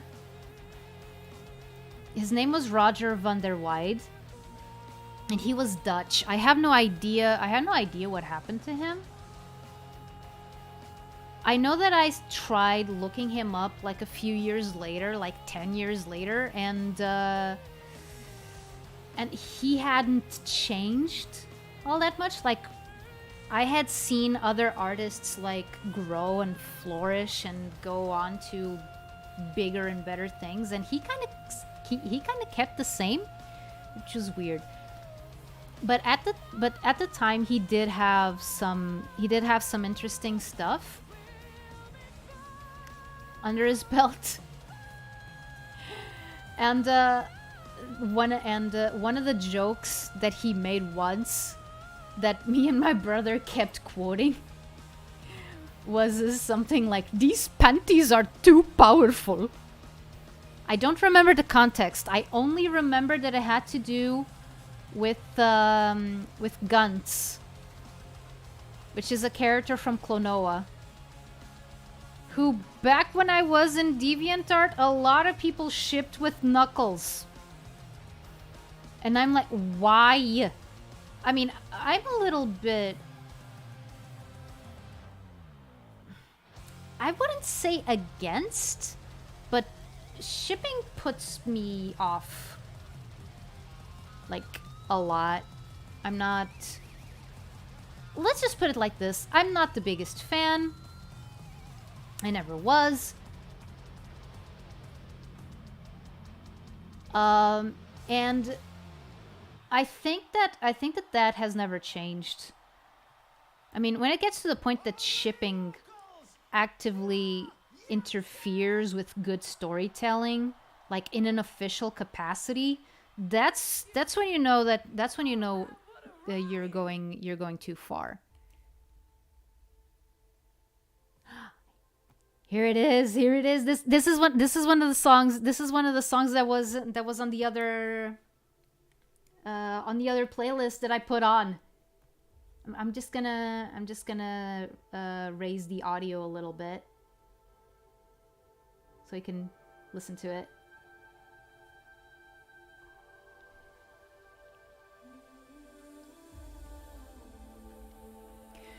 Shipping can get excessive. I swear I only did shipping twice, and I was like 6 years old. Yeah. And I don't... It's one of those fandom things that I really don't understand. Like, I've tried wrapping my head around it, and like, I really don't I just don't get it. I don't get like the interest, and I don't get why people raise so much of a fuss about it.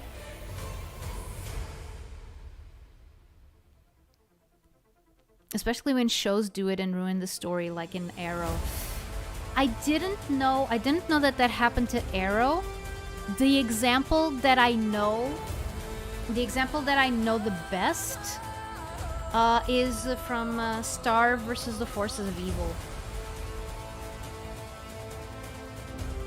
I think that this bit of wing needs a little bit more darkness.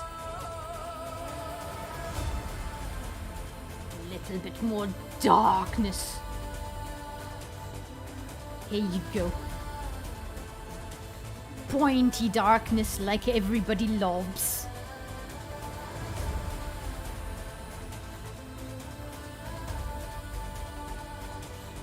Like that. Well, that too, yeah. Like, and that one in particular, that one in particular hurt me a lot because, like, when Star versus the Forces of Evil started, I was a huge fan. Of course, this was before, I still remember those two shippings. It had Sonic and Elise levels of weirdness. Oh, yeah. Yeah, no, I understand. I mean, truth be told, people have been trying to push that kind of relationship for a while.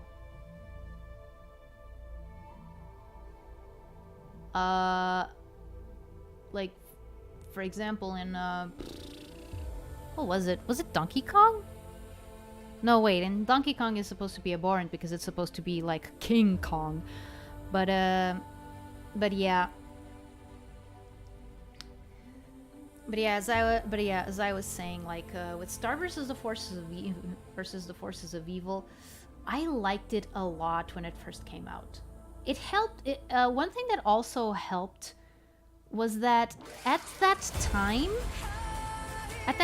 like, shows that were like, oh yeah, we're gonna have like a strangely softy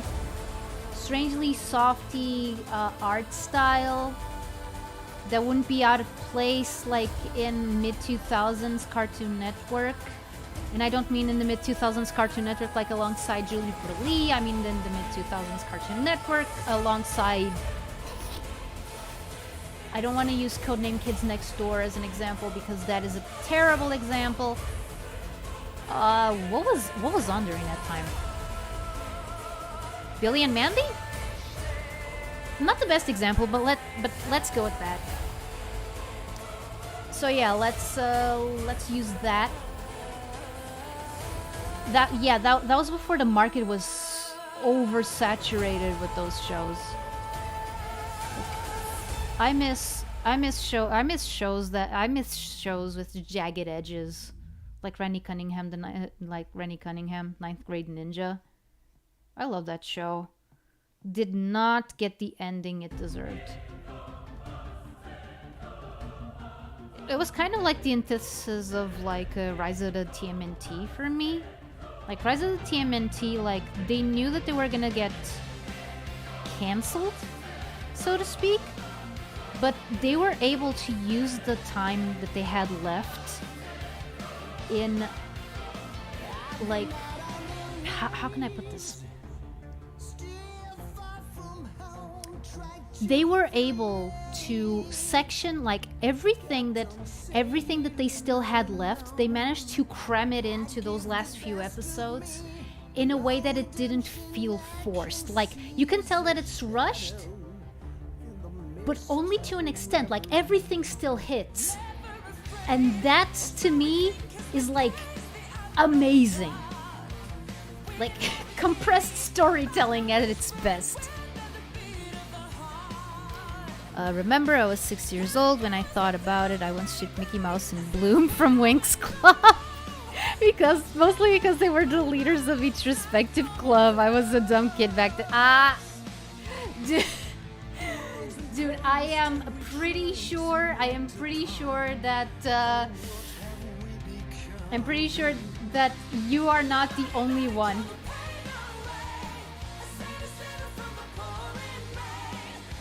Oh, whoa, are we in the 80s now? Kill the pain away! Just kill it dead!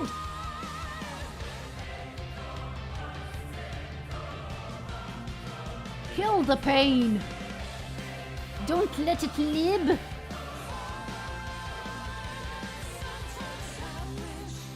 Okay, now I have a little bit of a question here. Should this line go all the way to the corner or maybe not?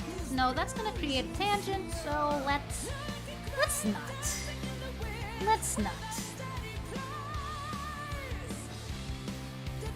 Like that. Okay, Wang is done. Darth Vader said, if you only knew the power of the dark side, you could do all sorts of crazy things, like choke people. I mean, I don't know. What else does Darth Vader use his dark force power to do? Because I honestly don't remember. I didn't watch the entirety of the original trilogy. I watched Star Wars 1. Yes, 1, the one that came out in 1977. Star Wars 1. I saw Star Wars 2, The Empire Strikes Back, and I started watching 3, but I wasn't able to finish it. I got bored. Oh my god, this song. Ow, my arm got cut off, it hurts. Well then just kill the pain, dummy. Easy as that, yeah! You know why they call them painkillers, right? Right? Second ship from back then, Donald and Stella for being... Oh, okay. Good thing I didn't even think about Goofy. Oh, Goofy's pair would be Musa, of course. Of course, dummy.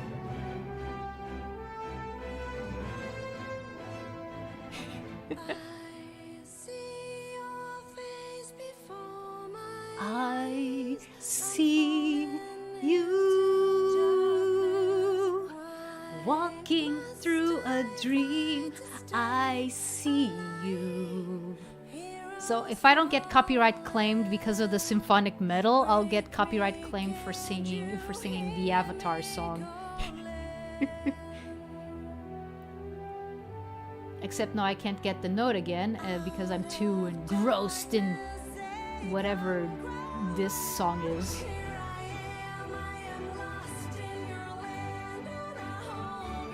Oh, really?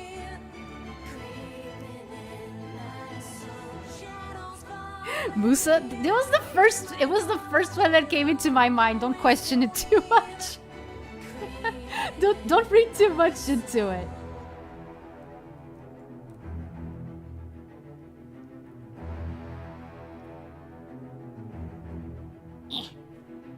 No, I'm happy I didn't remember that. Well, sorry. I mean, at least if you were like 6, the most that you were imagining him doing was, you know, just like, I don't know, holding hands in the moonlight or something. I'm assuming.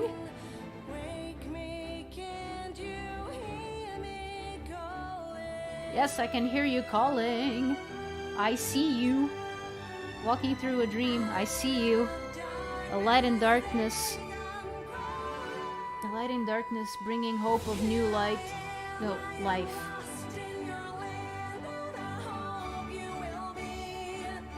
You know, guys, yeah, I am learning that I probably like symphonic metal. I need to hear more of it. Better yet, like, I've been trying to think of songs to cover, and this stuff seems like I would be able to tackle it. The problem that I have with covering songs is that I have no idea where to begin. I mean, other than knowing how to sing, but I have that part down.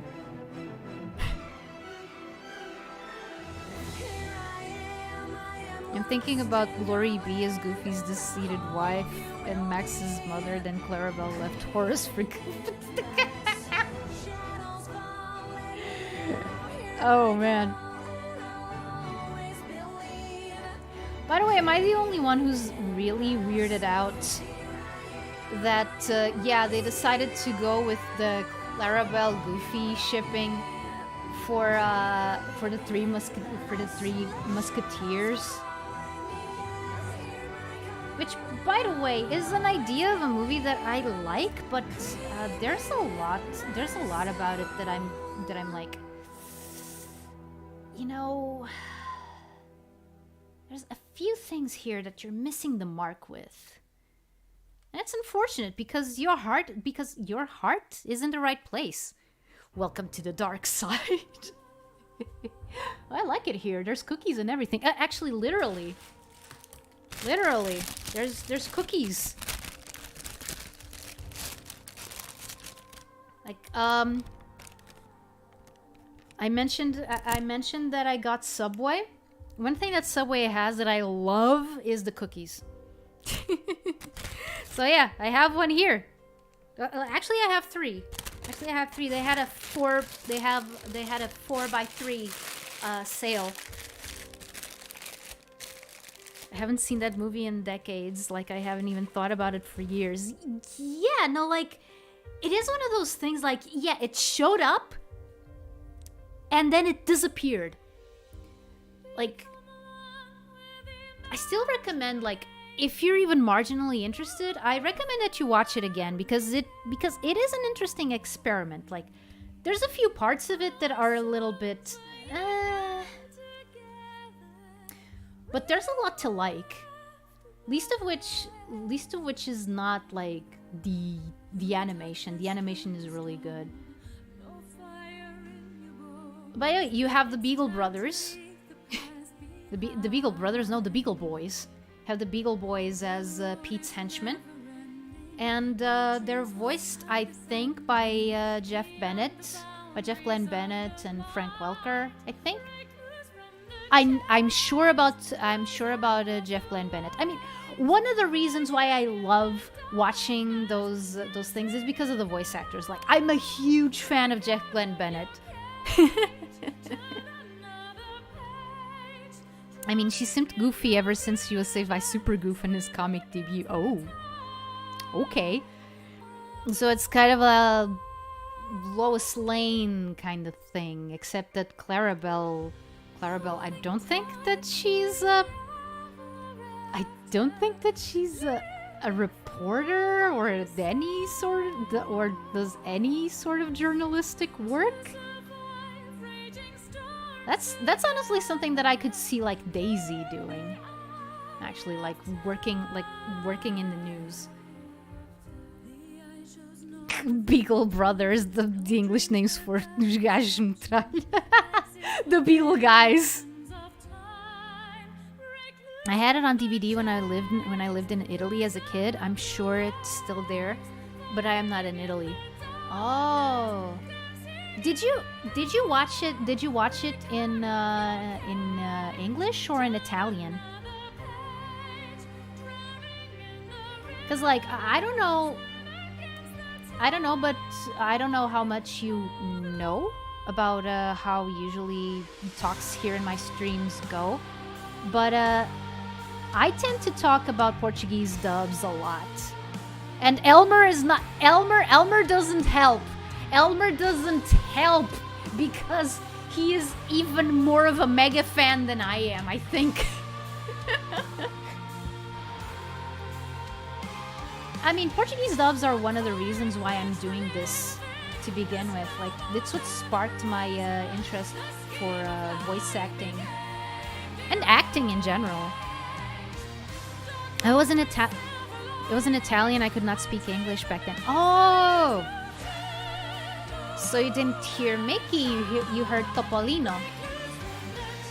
And I would say the others' names, but the truth is I don't remember them, sorry.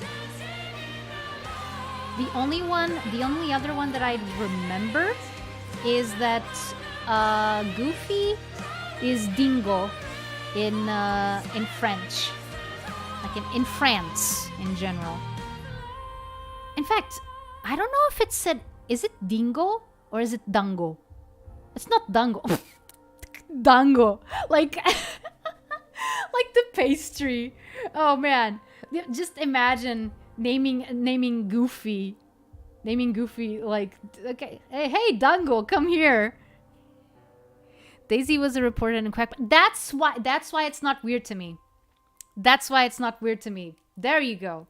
There you go. I watched a lot of Quack Pack when I was a kid. What do you mean you don't remember Pipi and Paperino? Oh right, Paperino.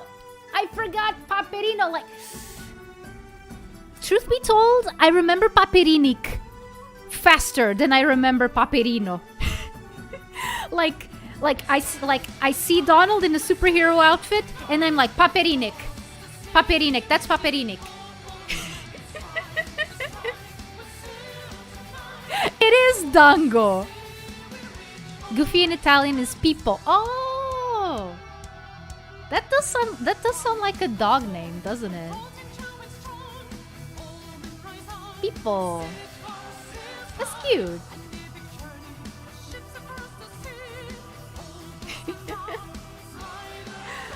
Oh man, but yeah. Okay, so Goofy really is Dango in French. Okay. New fan art idea: draw Goofy eating Dango, and only the elites will understand. I just call him PK. Yeah, no, that is easier, but like that's the first name that comes to my mind. It's Paperinik. Bingo, yeah.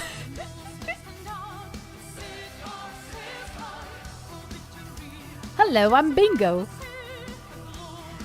I think there are some people in Italy that name their dog Pippo. Actually, I know someone that named their bird Pippo. Oh, cool. Is the bird named after Goofy? That would be interesting. Like, okay, so I'm gonna name my bird after a dog character.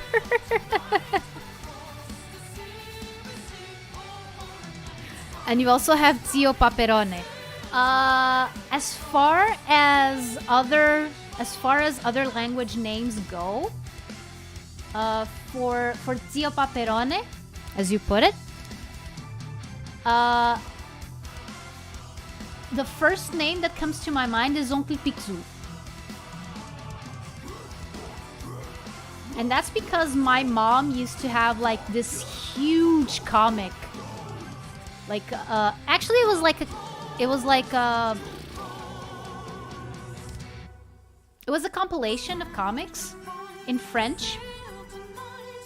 And it had those two words massively in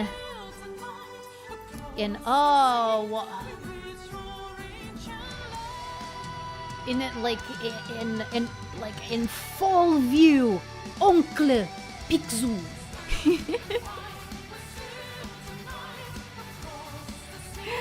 Probably. Yeah. Hey honey, what are we gonna name our bird? How about we name him after that dog character? Good idea.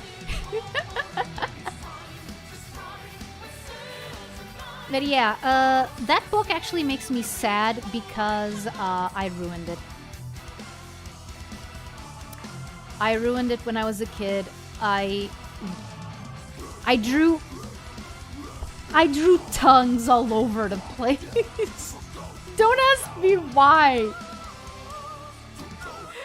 I think that it was like a story where there was this sort of sticky stuff that was showing up, like, well, not everywhere, but like I think that it was like the Beetle Boys that were using it to get stuff. And I don't know, like kid me thought that it looked tasty, so I just drew tongues in all the characters, tasting the sticky honey-like stuff. What was wrong with me? And nowadays that book is probably worth a lot of money, and I ruined it. Yes, it's Scrooge McDuck or Patinhas, McPatinhas in the Portuguese dubbings, and Patinhas McPat in the dubs.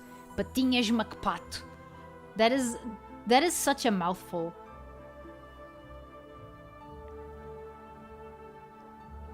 Okay, I think we're gonna go with a slightly smaller brush for here.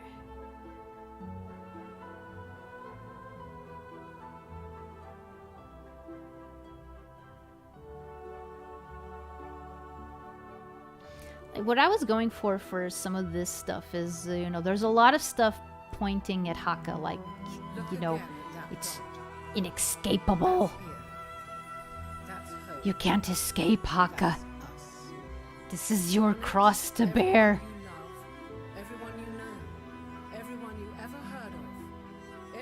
See, the narration lady knows what I'm talking about.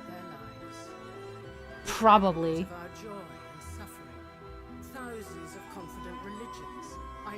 Ooh, confident religions and ideologies. And I'm probably gonna...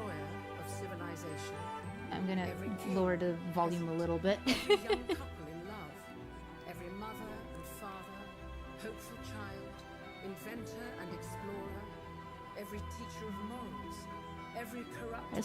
Sometimes I wish I could go back in time and just stop myself from ruining your books. You silly child. What are you doing, you silly boy? I'll give you a difficult name and the country of origin of the name, not the character's country of origin. It's probably gonna be one of the Nordic ones. Okay, try me. See if I can guess. To the Indux website.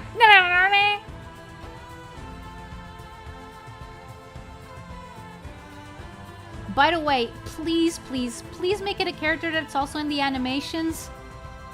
Like, I have no idea what Feathery is named in most territories, okay? Have mercy. Mr. Mask. Is that Feathery's superhero alter ego? He does wear a mask. Wait, no. He's based around bats. Like, he's the red bat. So, no. Mr. Mask. Mr. Mask.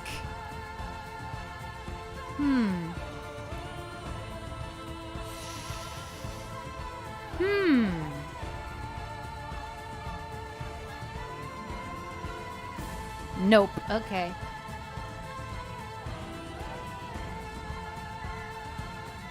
The Phantom Blot? But you're close on the superhero genre. Yeah, answer me that. Is it the Phantom Blot? See, this is one of the reasons why I love VTubing. Okay, here I am drawing fan art of a Hololive VTuber. Yes, Hololive Productions VTuber, listening to symphonic metal and discussing foreign language names of Disney characters. Does it get any better than this?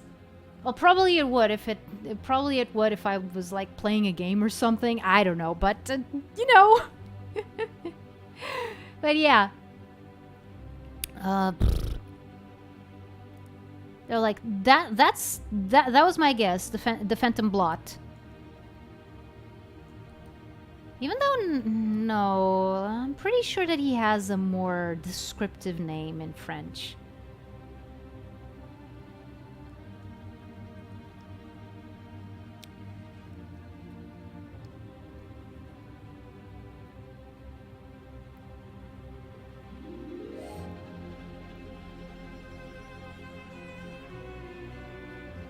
No, but he's from the Duck universe, not from Duckburg, from a neighbor city.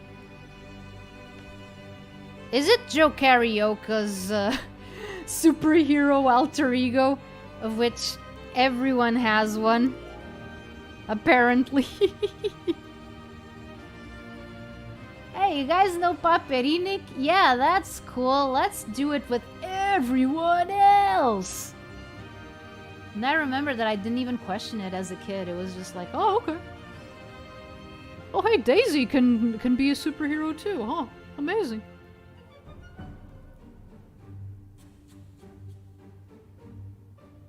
Okay, suddenly the soundtrack decided to match the level of the conversation, so we're Mickey Mousing all over the place now. Look at that.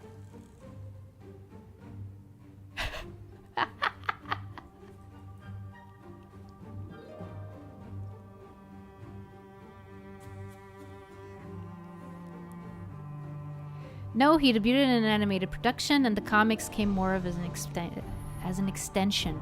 An animated production. Hi! Hi, Scorpy, the Venus Flytrap Jester. Hello, that is very specific. I like your name. Hi, how are you doing? We're drawing fan art.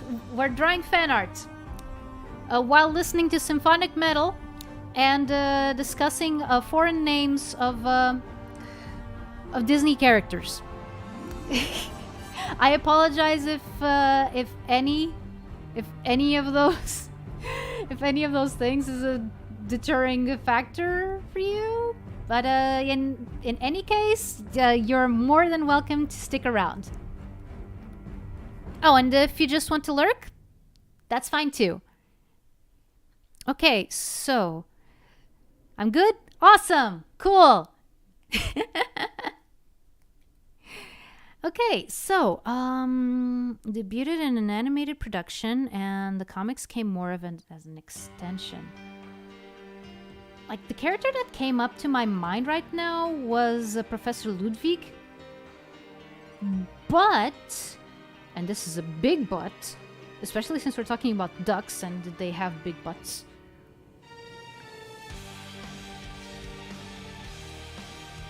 I also apologize. No, that's okay, Elmer.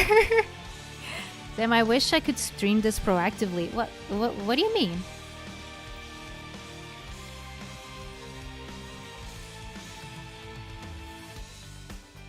What do you mean? Like, I mean, if you're talking about what I think you are, I would say don't worry too much about it.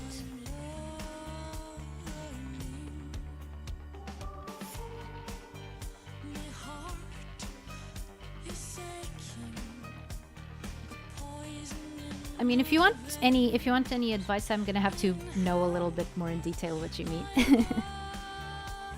Sorry, I'm actually French, so my English isn't that good. Oh,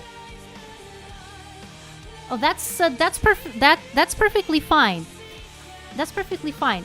Like, if you want to chat in French, I'm able to read it. I won't be able to respond in French though. I'll give you a clue. The animated production is from the 90s. The Disney Afternoon. Are we going into Darkwing Duck territory? Is that what we're doing? Is Mr. Mask the name that they gave Darkwing Duck in in France?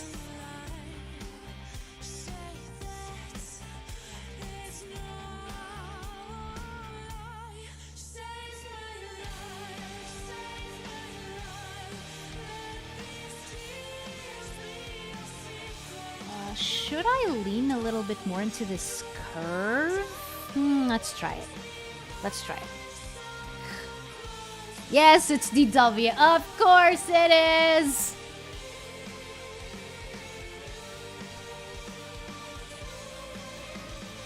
I mean productively, but I don't know if that's also the right word. But basically, I wish a lot of things would be going on.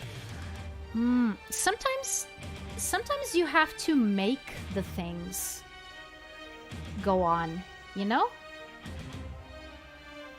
Like there's sometimes where I'm just that doesn't happen as often. That is true. But there were quite a few times in the beginning where I didn't have like anyone to bounce off of. So I just, made up stuff as I went along. It also helps that I'm pretty good at talking to myself. I guess that's how you can put it. Now for an Italian name, Archimede. Archimede.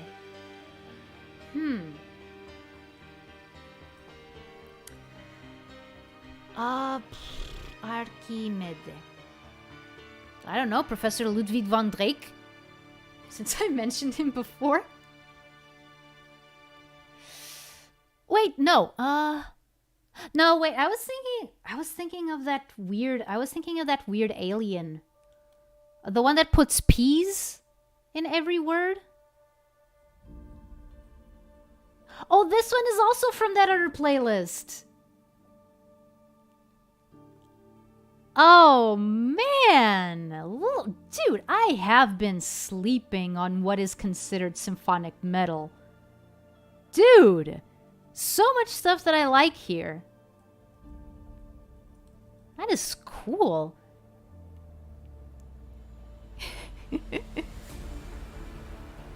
Okay, maybe we're gonna do this whole thing and then we're gonna erase as needed when we're actually working on Haka. Let's see, Archimede, which I'm probably completely butchering the pronunciation of.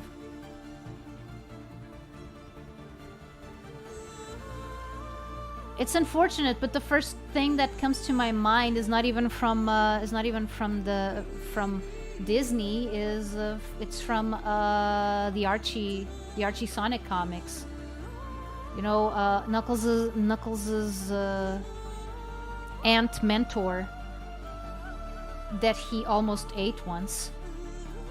And I need a different, yeah.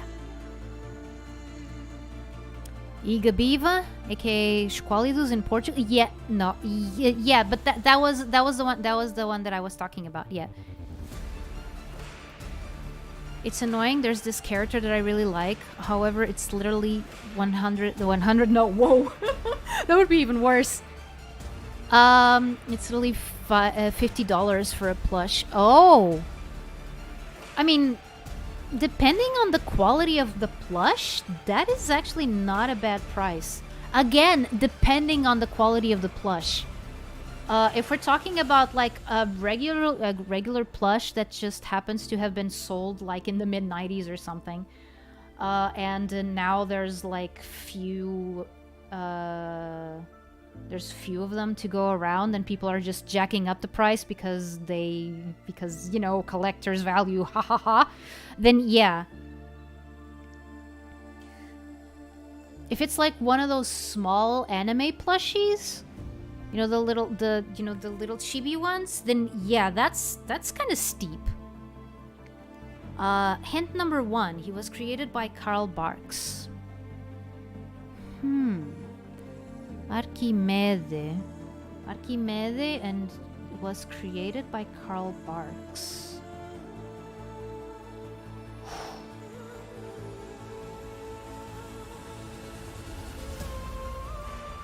Huh.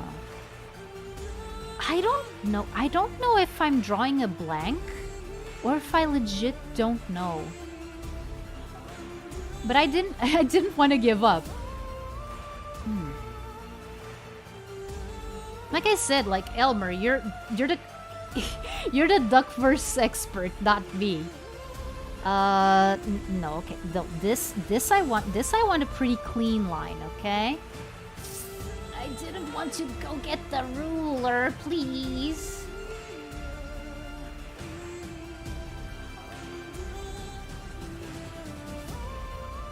Hint number 2, he was depicted as a redhead by Americans, blonde by Italians, and brunette, light brown by Northern Europeans.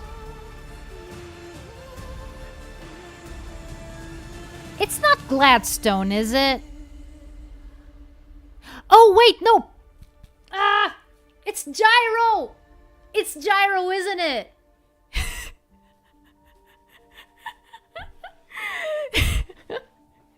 Like, now I'm like, frick, a Brainiac character created by Karl Barks, like, frick. At this point, I'm thinking if I should make a character based on some Canadian folklore. Do it. Like, I'm just gonna tell you straight up, do it. We need more characters based on obscure folklore.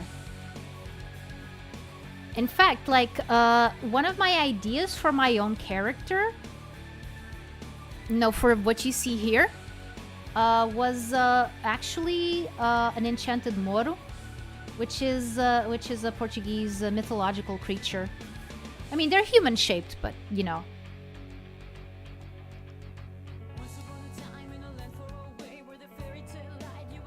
Oh, wow, we're talking about mythology and fairy tale creatures, and the song goes immediately like, oh, fairy tale, blah, blah, blah. The Archie part kind of reminds me of some sort of demon, but I don't know if that's just Italian Yu-Gi-Oh! Influencing me. There's a very high likelihood that yes. There's a very high probability that that's what's happening, yeah. Yu-Gi-Oh sticks in your brain, man. Like, when you watch it once, it never goes away.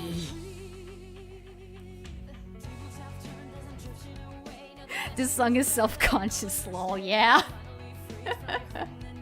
Exactly. It senses what you're thinking. It sees you when you're sleeping. It knows when you're awake. It knows if you've been bad or good, so be good for goodness sake. I know it's not Christmas, but...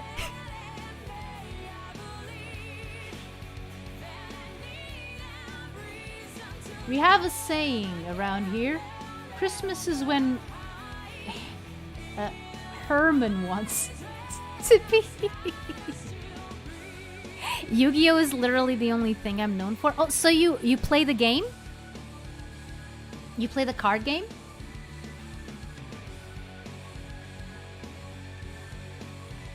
I'm curious. What art program are you using? I'm using Clip Studio Paint.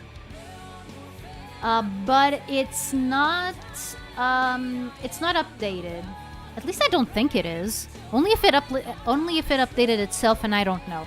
But it's not Clip Studio Paint 2, as I've been seeing some people go around talking about. Yeah, it's Clip Studio Paint. Known in the olden days as Manga Studio. Yeah, I played a game, watched the anime, and I'm reading the manga currently. Oh, you're a triple threat, huh? Yeah. And what's your favorite way of enjoying Yu-Gi-Oh in general? Oh wait, there's that line over here that I forgot. I can understand why I didn't go for this line, but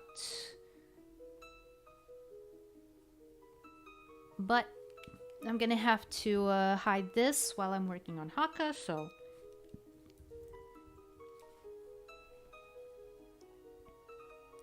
I think that there's a few things that I'm gonna have to rethink only when I have this like in silhouette.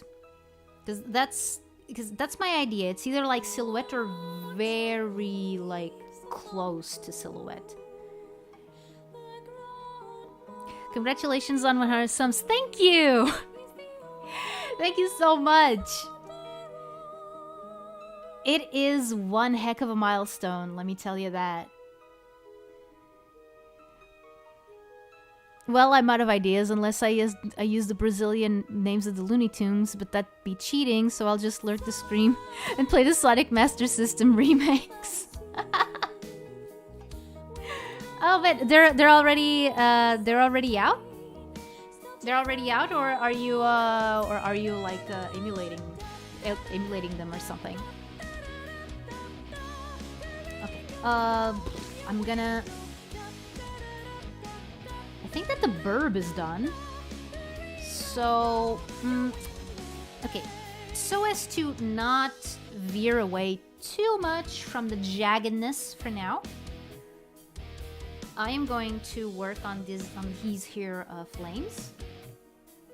Yeah, I have to. Oh, right. I can actually go ahead and just erase this. Erase this.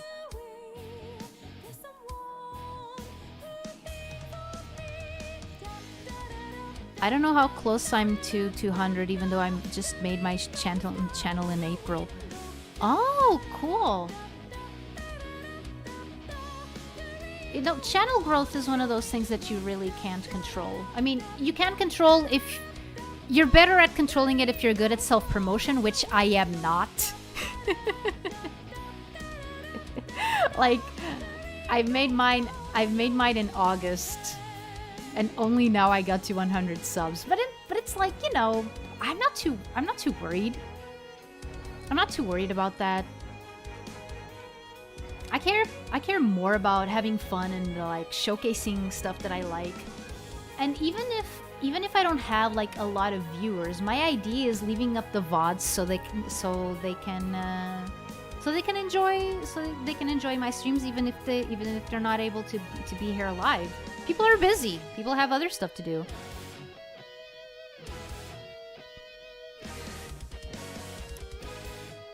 And they added new stages. Oh, okay. Probably the anime and manga are my favorite way to enjoy Yu-Gi-Oh! As the card game is mostly just meta instead of casual play. Yeah, like I don't play Yu-Gi-Oh! I played it like once with some friends of mine. This was before there was the Yu-Gi-Oh! Ultimate Duel or whatever it's called, Master Duelist. You know, the official way to play the game online. It was before that existed. In fact, it was like a few months before that came out. It was pretty funny. Yeah, again, I haven't played Yu-Gi-Oh! All that much, but I have been playing Pokemon, and it's a little bit annoying how much of a numbers game it became. Like, even if your draws are lucky, if you don't have higher numbers than your opponent, it doesn't matter. And it used to be that wasn't, you know, the deciding factor in every match, you know? Like, there was quite a bit of amount of luck, and there was quite a bit of luck involved, and a bit of strategy in how you made up your deck. Nowadays, it feels like, unless you're playing theme deck, and even theme decks have fallen victim to power creep, which is a shame. I love theme decks, but come on, man.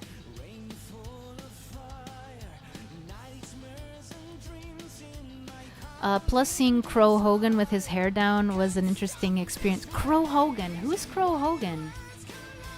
Is it the what? No, I'm thinking of Duke Devlin. Yeah, no. I don't know who Crow Hogan is. I'm gonna have to try to figure that out.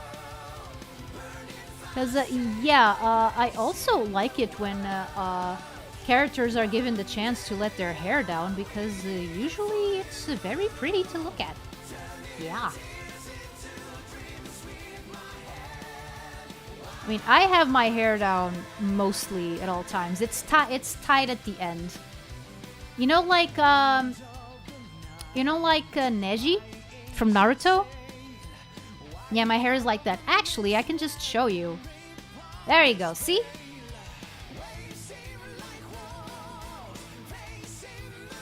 There you go. That's my hair. Tied at the end. Where was it? Yeah. There we go.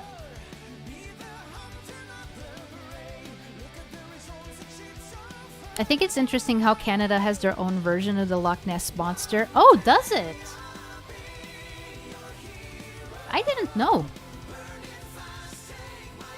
One of the main 5 from 5Ds. Oh, wait. Is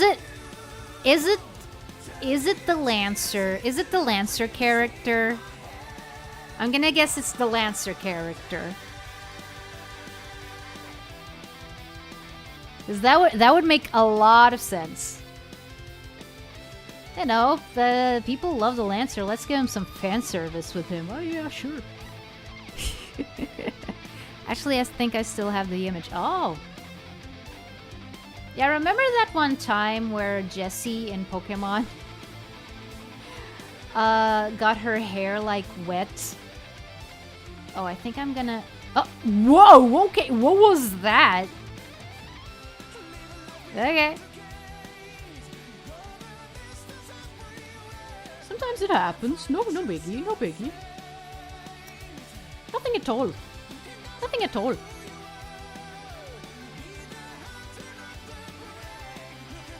Lancer? Yeah, it's a trope. Basically, usually when you have like a team of 5 heroes, usually what you have what is called a 5-man band, and the individual members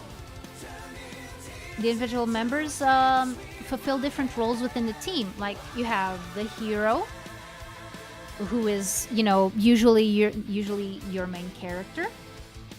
He's the one who's always ready to go, and usually has like a positive disposition. This is not always the case. These are just like archetypes, okay? So yeah, you have the hero, you have the Lancer, who usually exists to keep the hero character in check. And in a lot of anime, for example, he's also the rival character. Oh, nice fiddle, guys.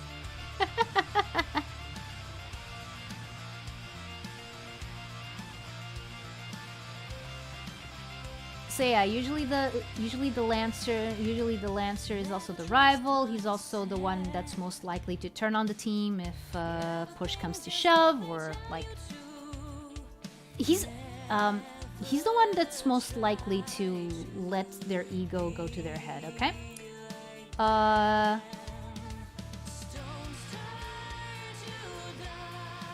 Usually also with an inferiority complex in regards to the hero. But anyway, then you have usually the chick who functions as the heart of the group. Now it says, the name of the trope is the chick, but that doesn't mean that it's a girl. Like the chick can be a guy. But yeah, that's their main role. They're like the heart of the group. They're the emotional center of it all. Then you usually have the smart guy, who is usually the one who's the most well-versed in whatever expertise is needed for the show, or you know, the bit of fiction that you're making. Like for example, if it's a fantasy, it's probably a mage who knows a lot about magic, or they know a lot about the world that they live in. If it's sci-fi, he's gonna be the tech guy, and so on and so forth. And then finally, you have the big guy, who is, you know, the strongest one of the bunch, and usually also serves as a second heart of the team. usually, because then we go into Gentle Giant territory. I mean, I'm a little bit biased. I love Gentle Giant type characters. I think in 5Ds that applies more to Jack. Oh, okay. Well, this shows what I know. I am not very well acquainted with 5Ds other than the card games on motorcycles meme. Which I think kind of shows a little bit of my age, not gonna lie.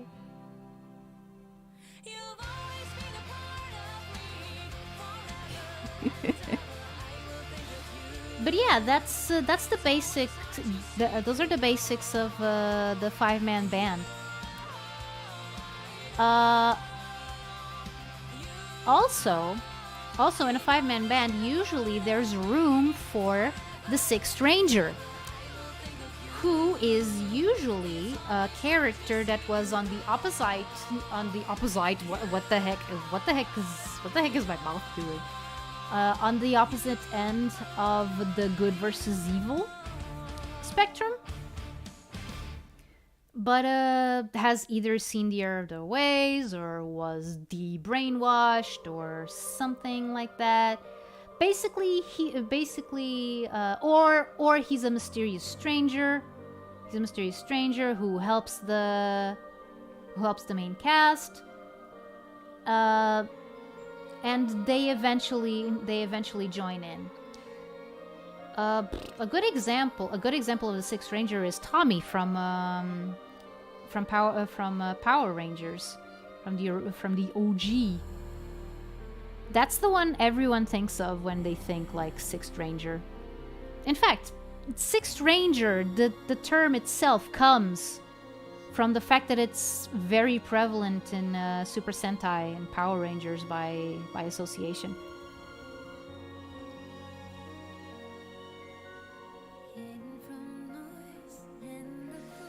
So yeah, that's a little that's a small primer on what the 5-man band is.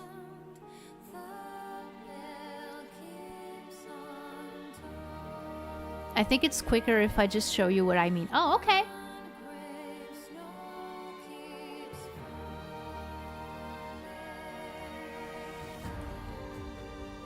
Then please do. I don't know. Does YouTube allow links in the chat?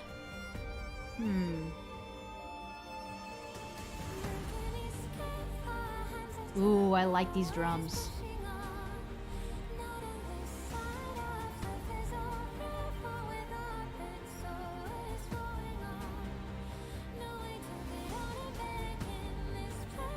Me likey.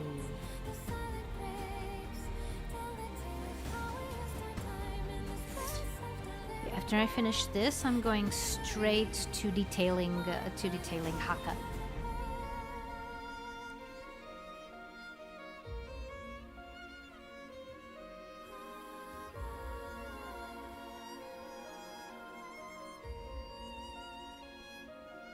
It doesn't unless I'm a mod, so I'll have to use good old Twitter. Oh, okay.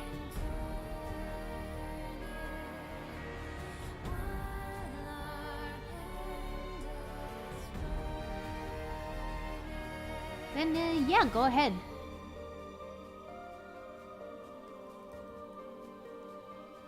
What was I thinking? Oh yeah, apparently...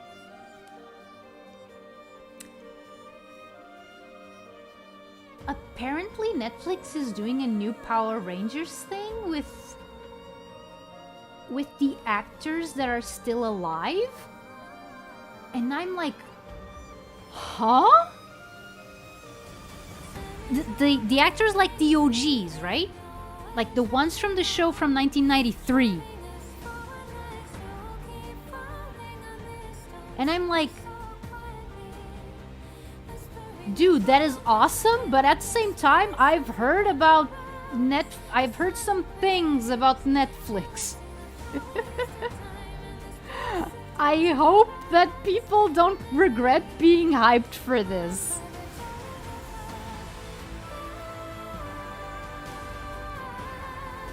But like one thing that brings me joy is seeing David Yost come back, especially because of the circumstances that led to him leaving the show to begin with. Okay, I'm just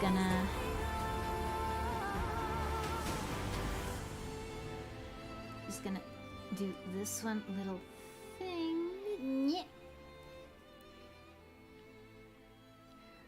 Oh wow, yeah. I mean, I assume you're talking about the Power Rangers things the Power Rangers thing that I just mentioned. Stream lag, why? Why must you be like this? Streamlabs? More like Streamlags, am I right? That wasn't funny, shut up.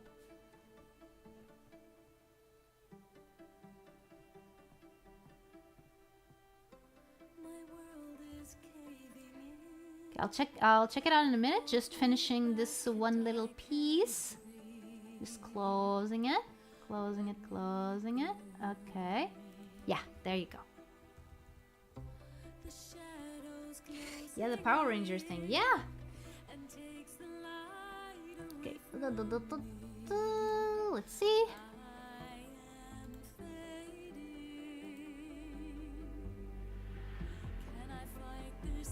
Oh.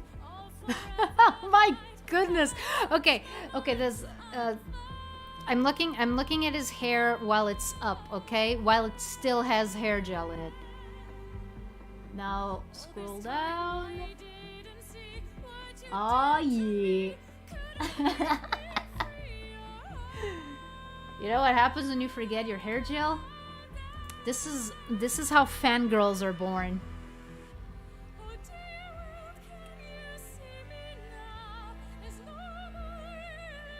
This is how fangirls are born, people. I think one of my most interesting characters is a little Dreamcatcher ghost. Oh, wait. Dreamcatcher? As in like the as in like the wooden hoop with the net that is supposed to catch dreams? That kind of Dreamcatcher? Well, I'll go now. I want to start working for my internship early in the morning, even though my schedule is flexible. So, see ya. Okay, Elmer. Thank you so much for being here.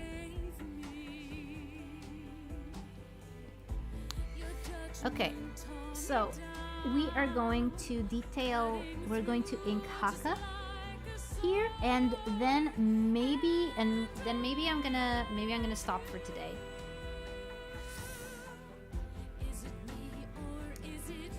Part of me is not looking forward to this. Fire! New folder.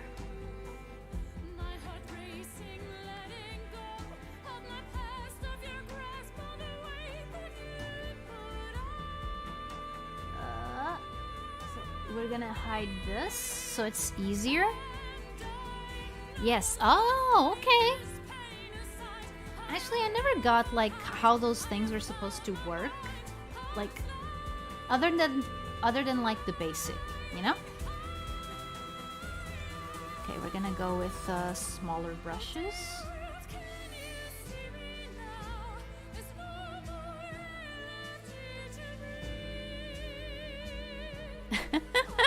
Hello, William. Welcome. Welcome, welcome! 100 subs, congrats! Get that custom URL now. Actually, do I not have it yet? I'm gonna have to check. Thanks for the reminder.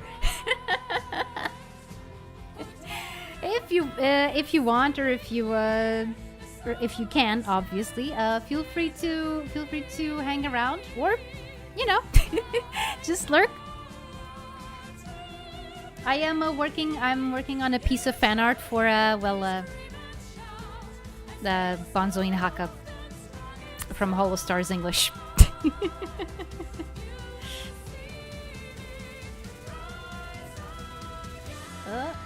Let me wait.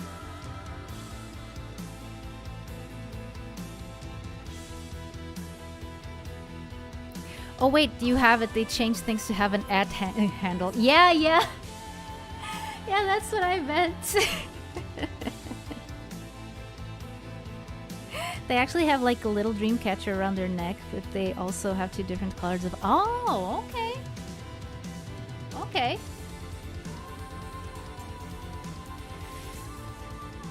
But yeah, I'm working on this little piece of fan art. I was not expecting this. I was not expecting this stream to become like a celebration of 100 subs. But you know, them's the works. Okay. I think that we can start with the hair. What?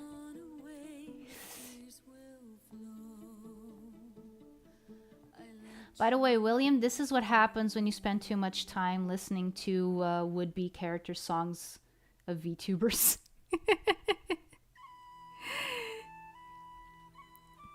Don't mind me, just old school. That's okay. Now you're 10% of the way to 1,000. Yeah! Closer to being able to getting monetized. Heck yeah!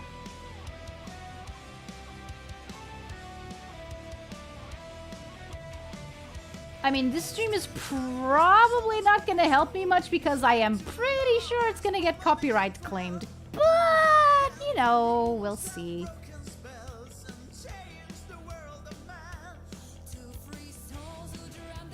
Like, if I have to, if I absolutely have to, like, delete streams because of copyright complaints, like, you know, it's a shame, but I'm willing to do it, like...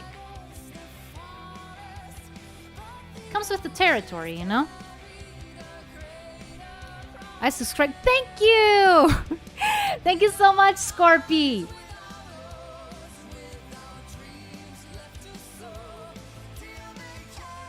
Claim is better than struck. Yeah, yeah. I don't think I ever had a copyright strike. But my brother, who's also a content creator, or at least he was struck once. Very bad experience, would not recommend. And his channel is pretty big, actually. He hasn't uploaded in some time. I was gonna say a long time, but the truth of the matter is I'm not actually sure. All that I'm gonna say is that he deals with stuff that's owned by Toei. That's all really that you have to know. I had a strike before. Oh, dude! What happened?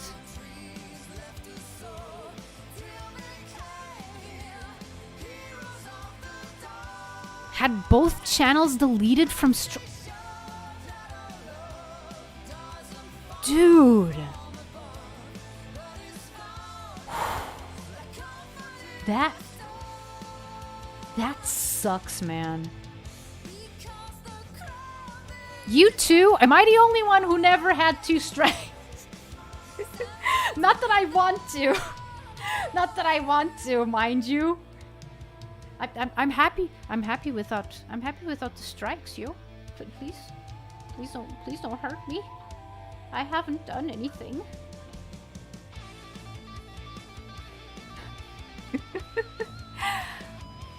Oh, man. I had a clip of someone reacting to a white TP and that got taken down? A YouTube poop. Really? That's what signaled their red flags. I mean, look, if there's any work that cannot absolutely be mistaken for anything other than transformative work is YouTube poops, man. Like, holy. Filed counterclaims and I'm back, obviously. Yeah. Good. When you said William out loud, it reminded me of one of my characters because I have a character named William. Oh, okay. So they're actually writing stuff. Oh, I'm a character named William Law. Yeah. William the Alchemist. And I am pretty sure he is not a self-proclaimed alchemist like some other alleged alchemists that go around the VTubing sphere. I kid.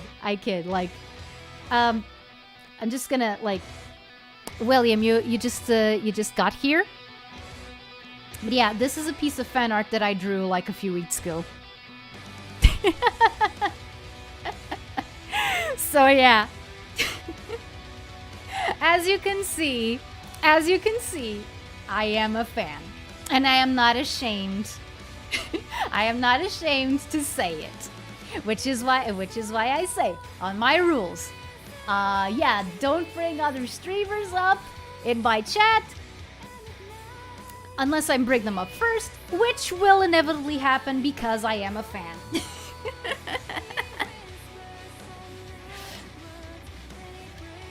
It wasn't a bot either.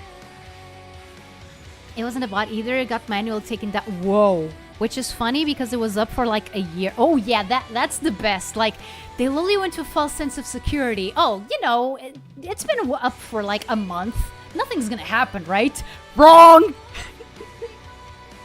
Or as the guy from Two Stupid Dogs would say, now ain't that cute? But it's wrong! Yeah. Yeah, I have at least 50 That's a lot! That's a lot. 50 characters. Holy shit. I had someone trying to claim they own my model, so they manually struck every video on my channel on my... Wow. That's all I can say. That is all I can say. That Magni fan art is so cool. Thank you! Coordinating all these arms wasn't easy. It's okay, I was an alchemist before him. Yeah, no, I know that.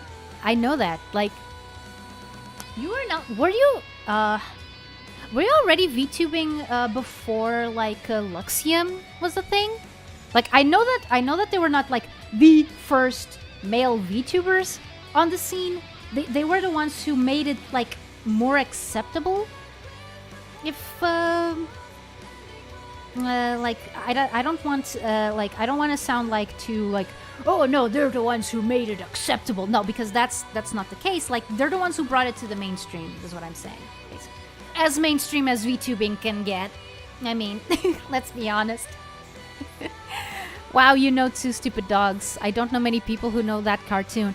I love Two Stupid Dogs. I have a VHS tape. I have a VHS tape of it that I watched on repeat a lot when I was a kid. But like the version that I had on that tape was the Brazilian Portuguese version. And later, when I finally got like Cartoon Network in English, it was like, dude, no, this is it. This is the definitive version. Like, I don't remember who voiced Hollywood, but I love Brad Garrett, the guy who voices Big Dog. Like, I learned that he voiced the character later in Mighty Ducks, you know, a big guy who's all like into this like sort of thing, you know, expending your mind and stuff, and you know, the sort of zen sort of state of being. He usually, like, I remember he says in the first episode, I think, Like he punches through a rock wall, opening it, and then he says, "Pain is an illusion, but it's an illusion that really, really hurts." I love that. Okay, back to Haka we go. The thing. Oh, this is here. This is here. Oh, dude, guys. This is legit part of my late childhood. Let's put it like this. Era, the mask. Oh, holy crap. Oh man, I've been missing out. So this can be considered symphonic metal. That is so cool. Okay, enough gushing.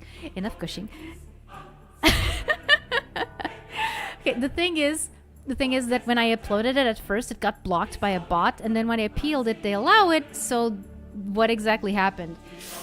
Yeah, no, YouTube, man, it's broken. I started VTubing on Hollow Myth, debuted on my old channel. Oh, so you've been around. You've been around, I see. For whatever reason, I like to give my persona random details about themselves, about the fact that they're cold-blooded and like seafood. Fair. That's those are you know, like in terms of character creation, I usually say that you don't need to showcase every detail that you have, but if you have those details and you are aware that they exist, you can create a much more solid character. And that goes for world building too. Like, you don't have to showcase every single bit and piece and nook and cranny of your world, but the more it is developed, the more internal consistency it has, and the more sense it makes. VHS tape? Okay, you gotta be my age now. Yeah, I bolt. I am old too. See the white hair. I had someone on chat a few hours ago saying that like, I asked like what was the general idea that they got when they looked at my model, and they went like Gramps. And I'm like, fair. Yeah, okay. So basically, if I turn the kayfabe off. Okay, first of all, with the kayfabe on, I'm 14, but there's quite a bit of time travel shenanigans involved. Chronologically speaking, I was born in 64 BC, so I'm technically 2087 years old by now. But again, time travel shenanigans. So, and I've been visiting the future for at least ever since the 90s. Now, if I turn the kayfabe off, when I was born, the Cold War was still a thing. So yeah, that's all I'm gonna say. Okay, kayfabe on. Yeah, the time travel kind of messes up with your sense of time, which makes sense, right?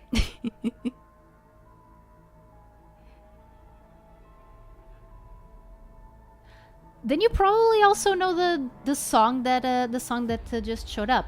Oh, you definitely must know like the other one from Era, the one that everyone knows. I think that someone made like a song that samples it.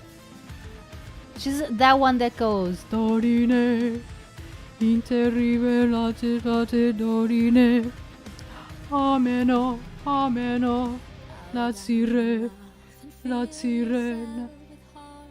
Sorry, didn't mean to make you drop the kayfabe. No, it's fine. It's fine. It's fine, really. I'm a little bit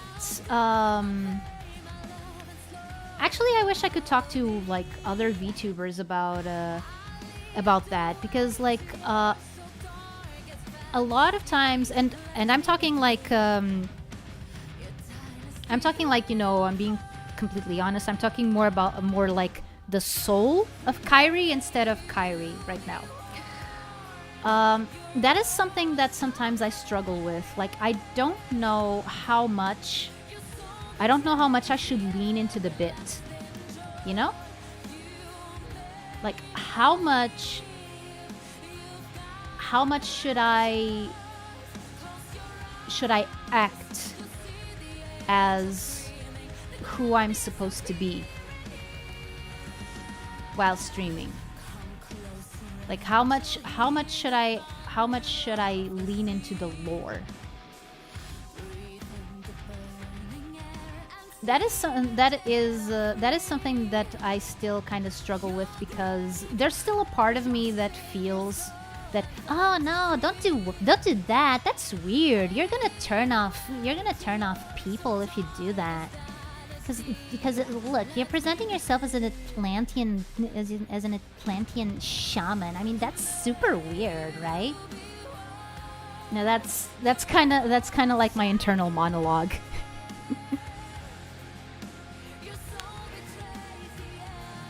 Well, that's a little bit too.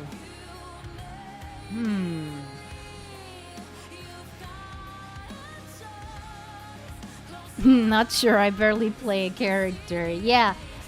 Like, what I mean is, like, reframing, like, for example, my experiences. Reframing my experiences, reframing, like, the mentions that I make of, like, real life stuff. Like, how much I should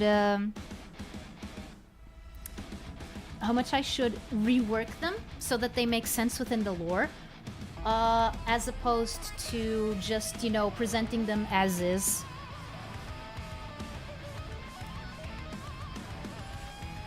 But yeah, no, that's you know, just shower thoughts.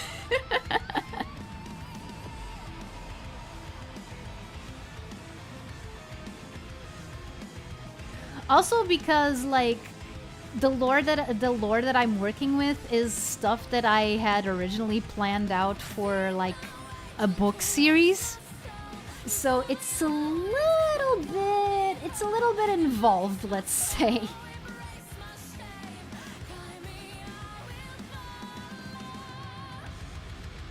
Little earring. It's not gonna be accurate, but you know what? Screw it. It's tiny. Who's gonna see it?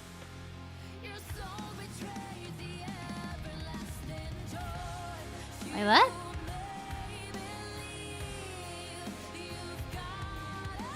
Oh, I filter everything I talk about as an alchemy, fantasy, medieval tropes as much as I can.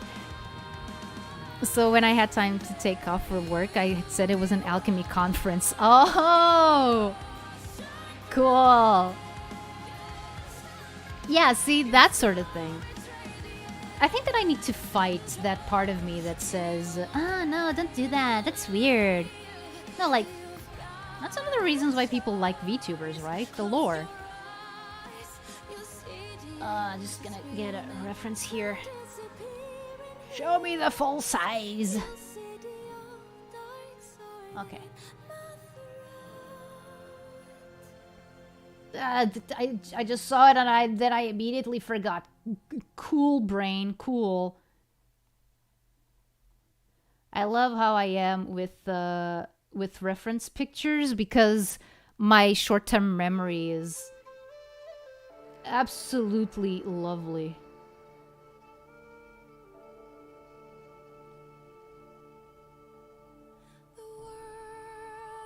Oh no, that's too detailed.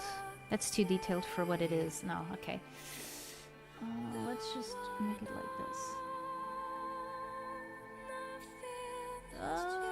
Like that? Like so? Yeah. Yeah, that's the cringy fun part. Yeah. I was just saying, like, before you were here, like, one of my regulars was was doing like a game with me in which he told me like the name. He told me like the foreign name of a Disney character. Usually from the Ducks universe. And I had to try to guess who it was.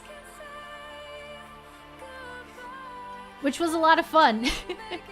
And then I said, you know what, this is one of the reasons why I love VTubing. Like, I can be an Atlantean shaman, talking about Disney characters while listening to symphonic metal and drawing a different VTuber.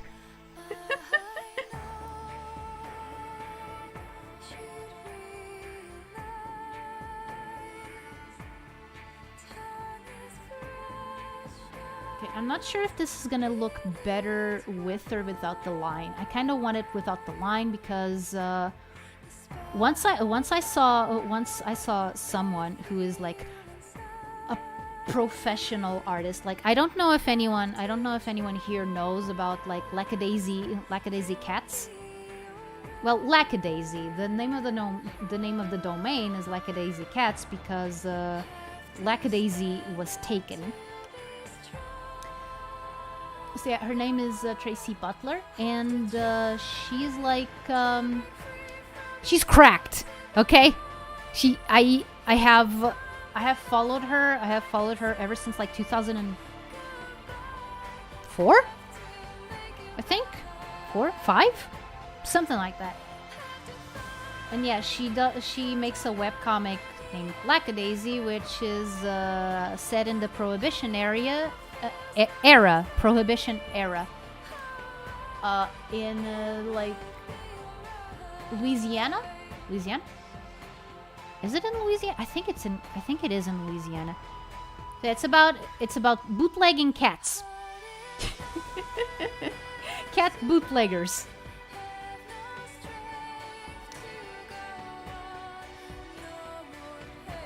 And one of the things that kind of irked her was the fact that some people came to her saying that, oh, you know, side mouth is a style.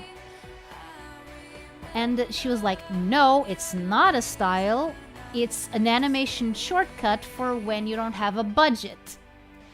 And she's not wrong.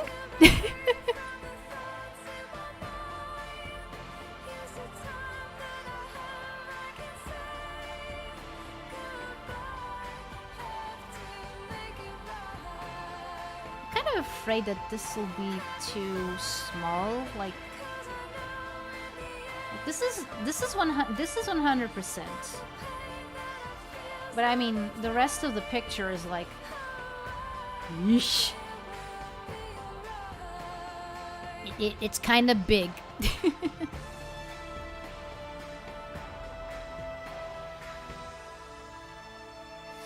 But yeah. Okay, I think I'm gonna keep going for around 10 more minutes, and then I'm gonna call it a day. I did make a lot of progress, and well, did a lot of talking, which is always good. Oh wait, is this? Oh no, okay, I don't know this one.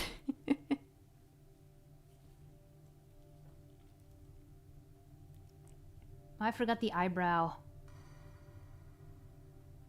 Also, yeah. Wait, no. We need to keep this untouched, because that's one of the things that gives it that sort of 1,000-yard stare look.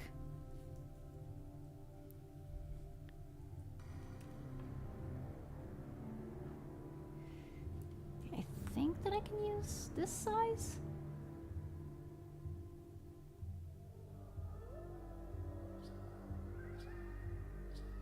Haka's eyebrows are not that pronounced, are they? No, they're not. course they're not. He's not Shinri.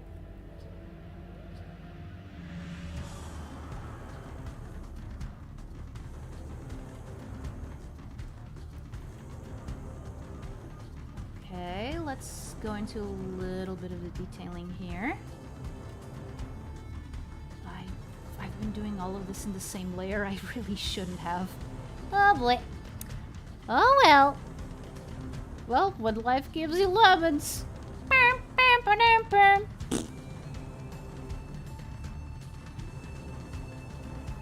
Yeah, that's not a perfect... I'm not a perfect circle. Da, da, da, da, da, da, da, da, da. Da, da, da, ha, ha, ha, ha. Da, da, da, da, da, da, da, da, da. Na, na, na, na, na, na, na, na, na. So I want you to go. I mean, I hope that that when I get to bed, I can fall asleep like immediately, because yesterday I was awake until like 8:30 a.m. Not by choice, mind you.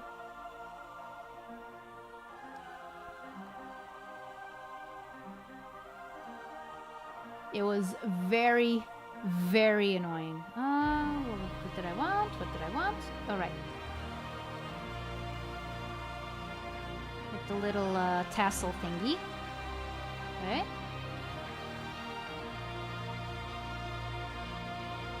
Not too big.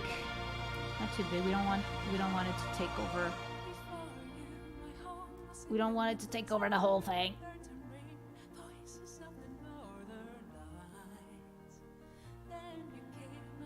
Also, another reason why I have to stop is because my phone battery is dying and I'm using it as a second screen. And I can't really charge it where it is. Or rather, where it needs to be.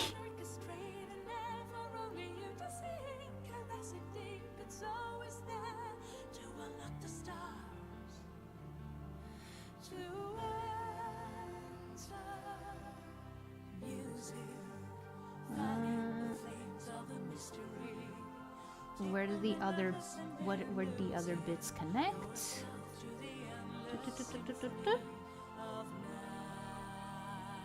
Okay. This one also goes like here. And this one goes a little bit down. This is all in a different layer, right? Yeah. I'm gonna need yet another different layer for the main sort of like code and stuff.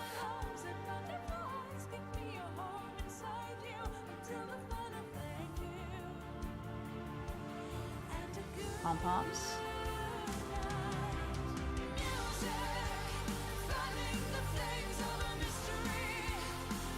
Music makes the people come together.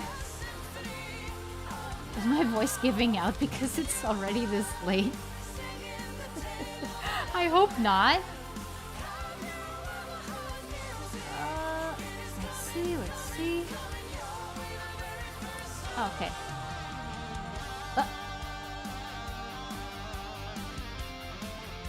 What's that? Wait, no. I think so. Yeah.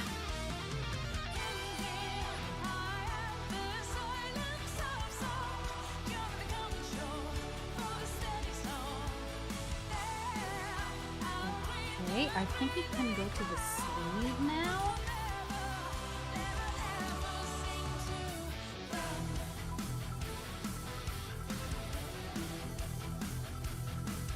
Starting here.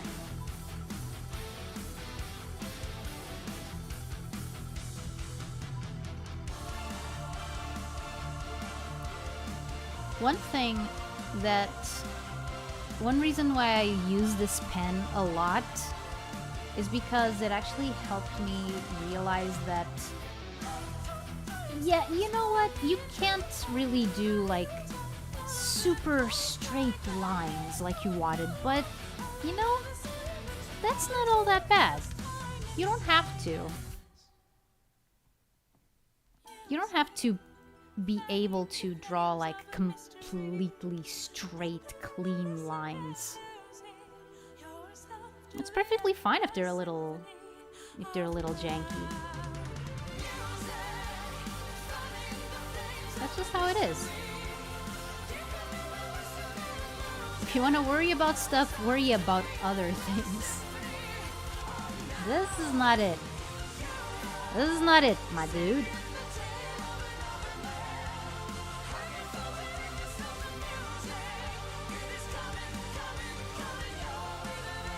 Okay, I think I'm gonna just finish. I'm just gonna finish this line, and then.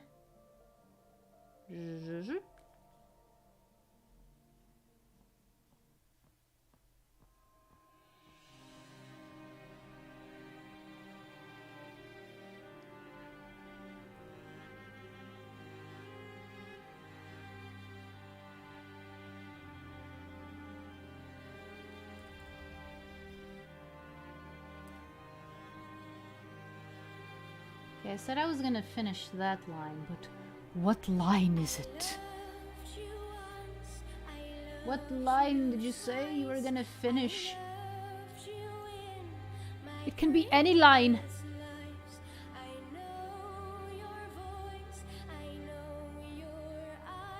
You know my voice. Stalker.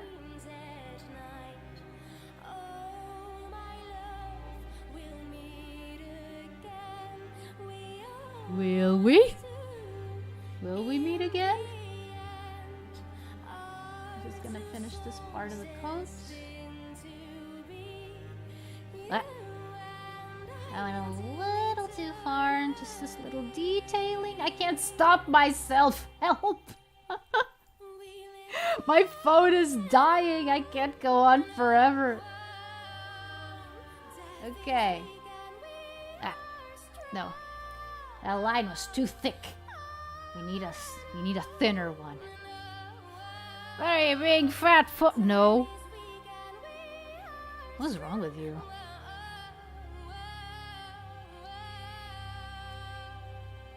I also need to yeah, right. I also need to see what kind of detailing these little two things have. Just gonna finish this line so that it's easier. No.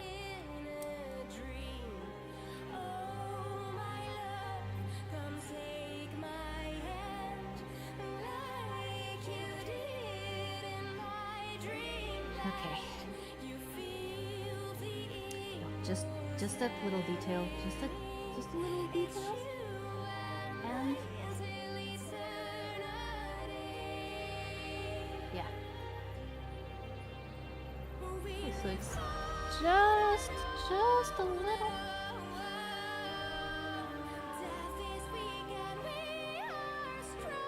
Like that.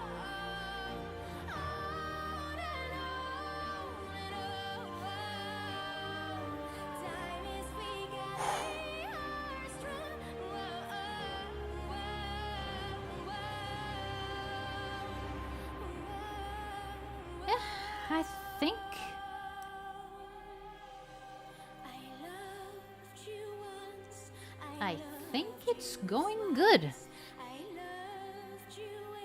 I do think it's going good. Okay. Okay, that's it. That's it for today. I'm gonna save my progress. I don't want to lose all of that. Yeesh, no. Okay, guys.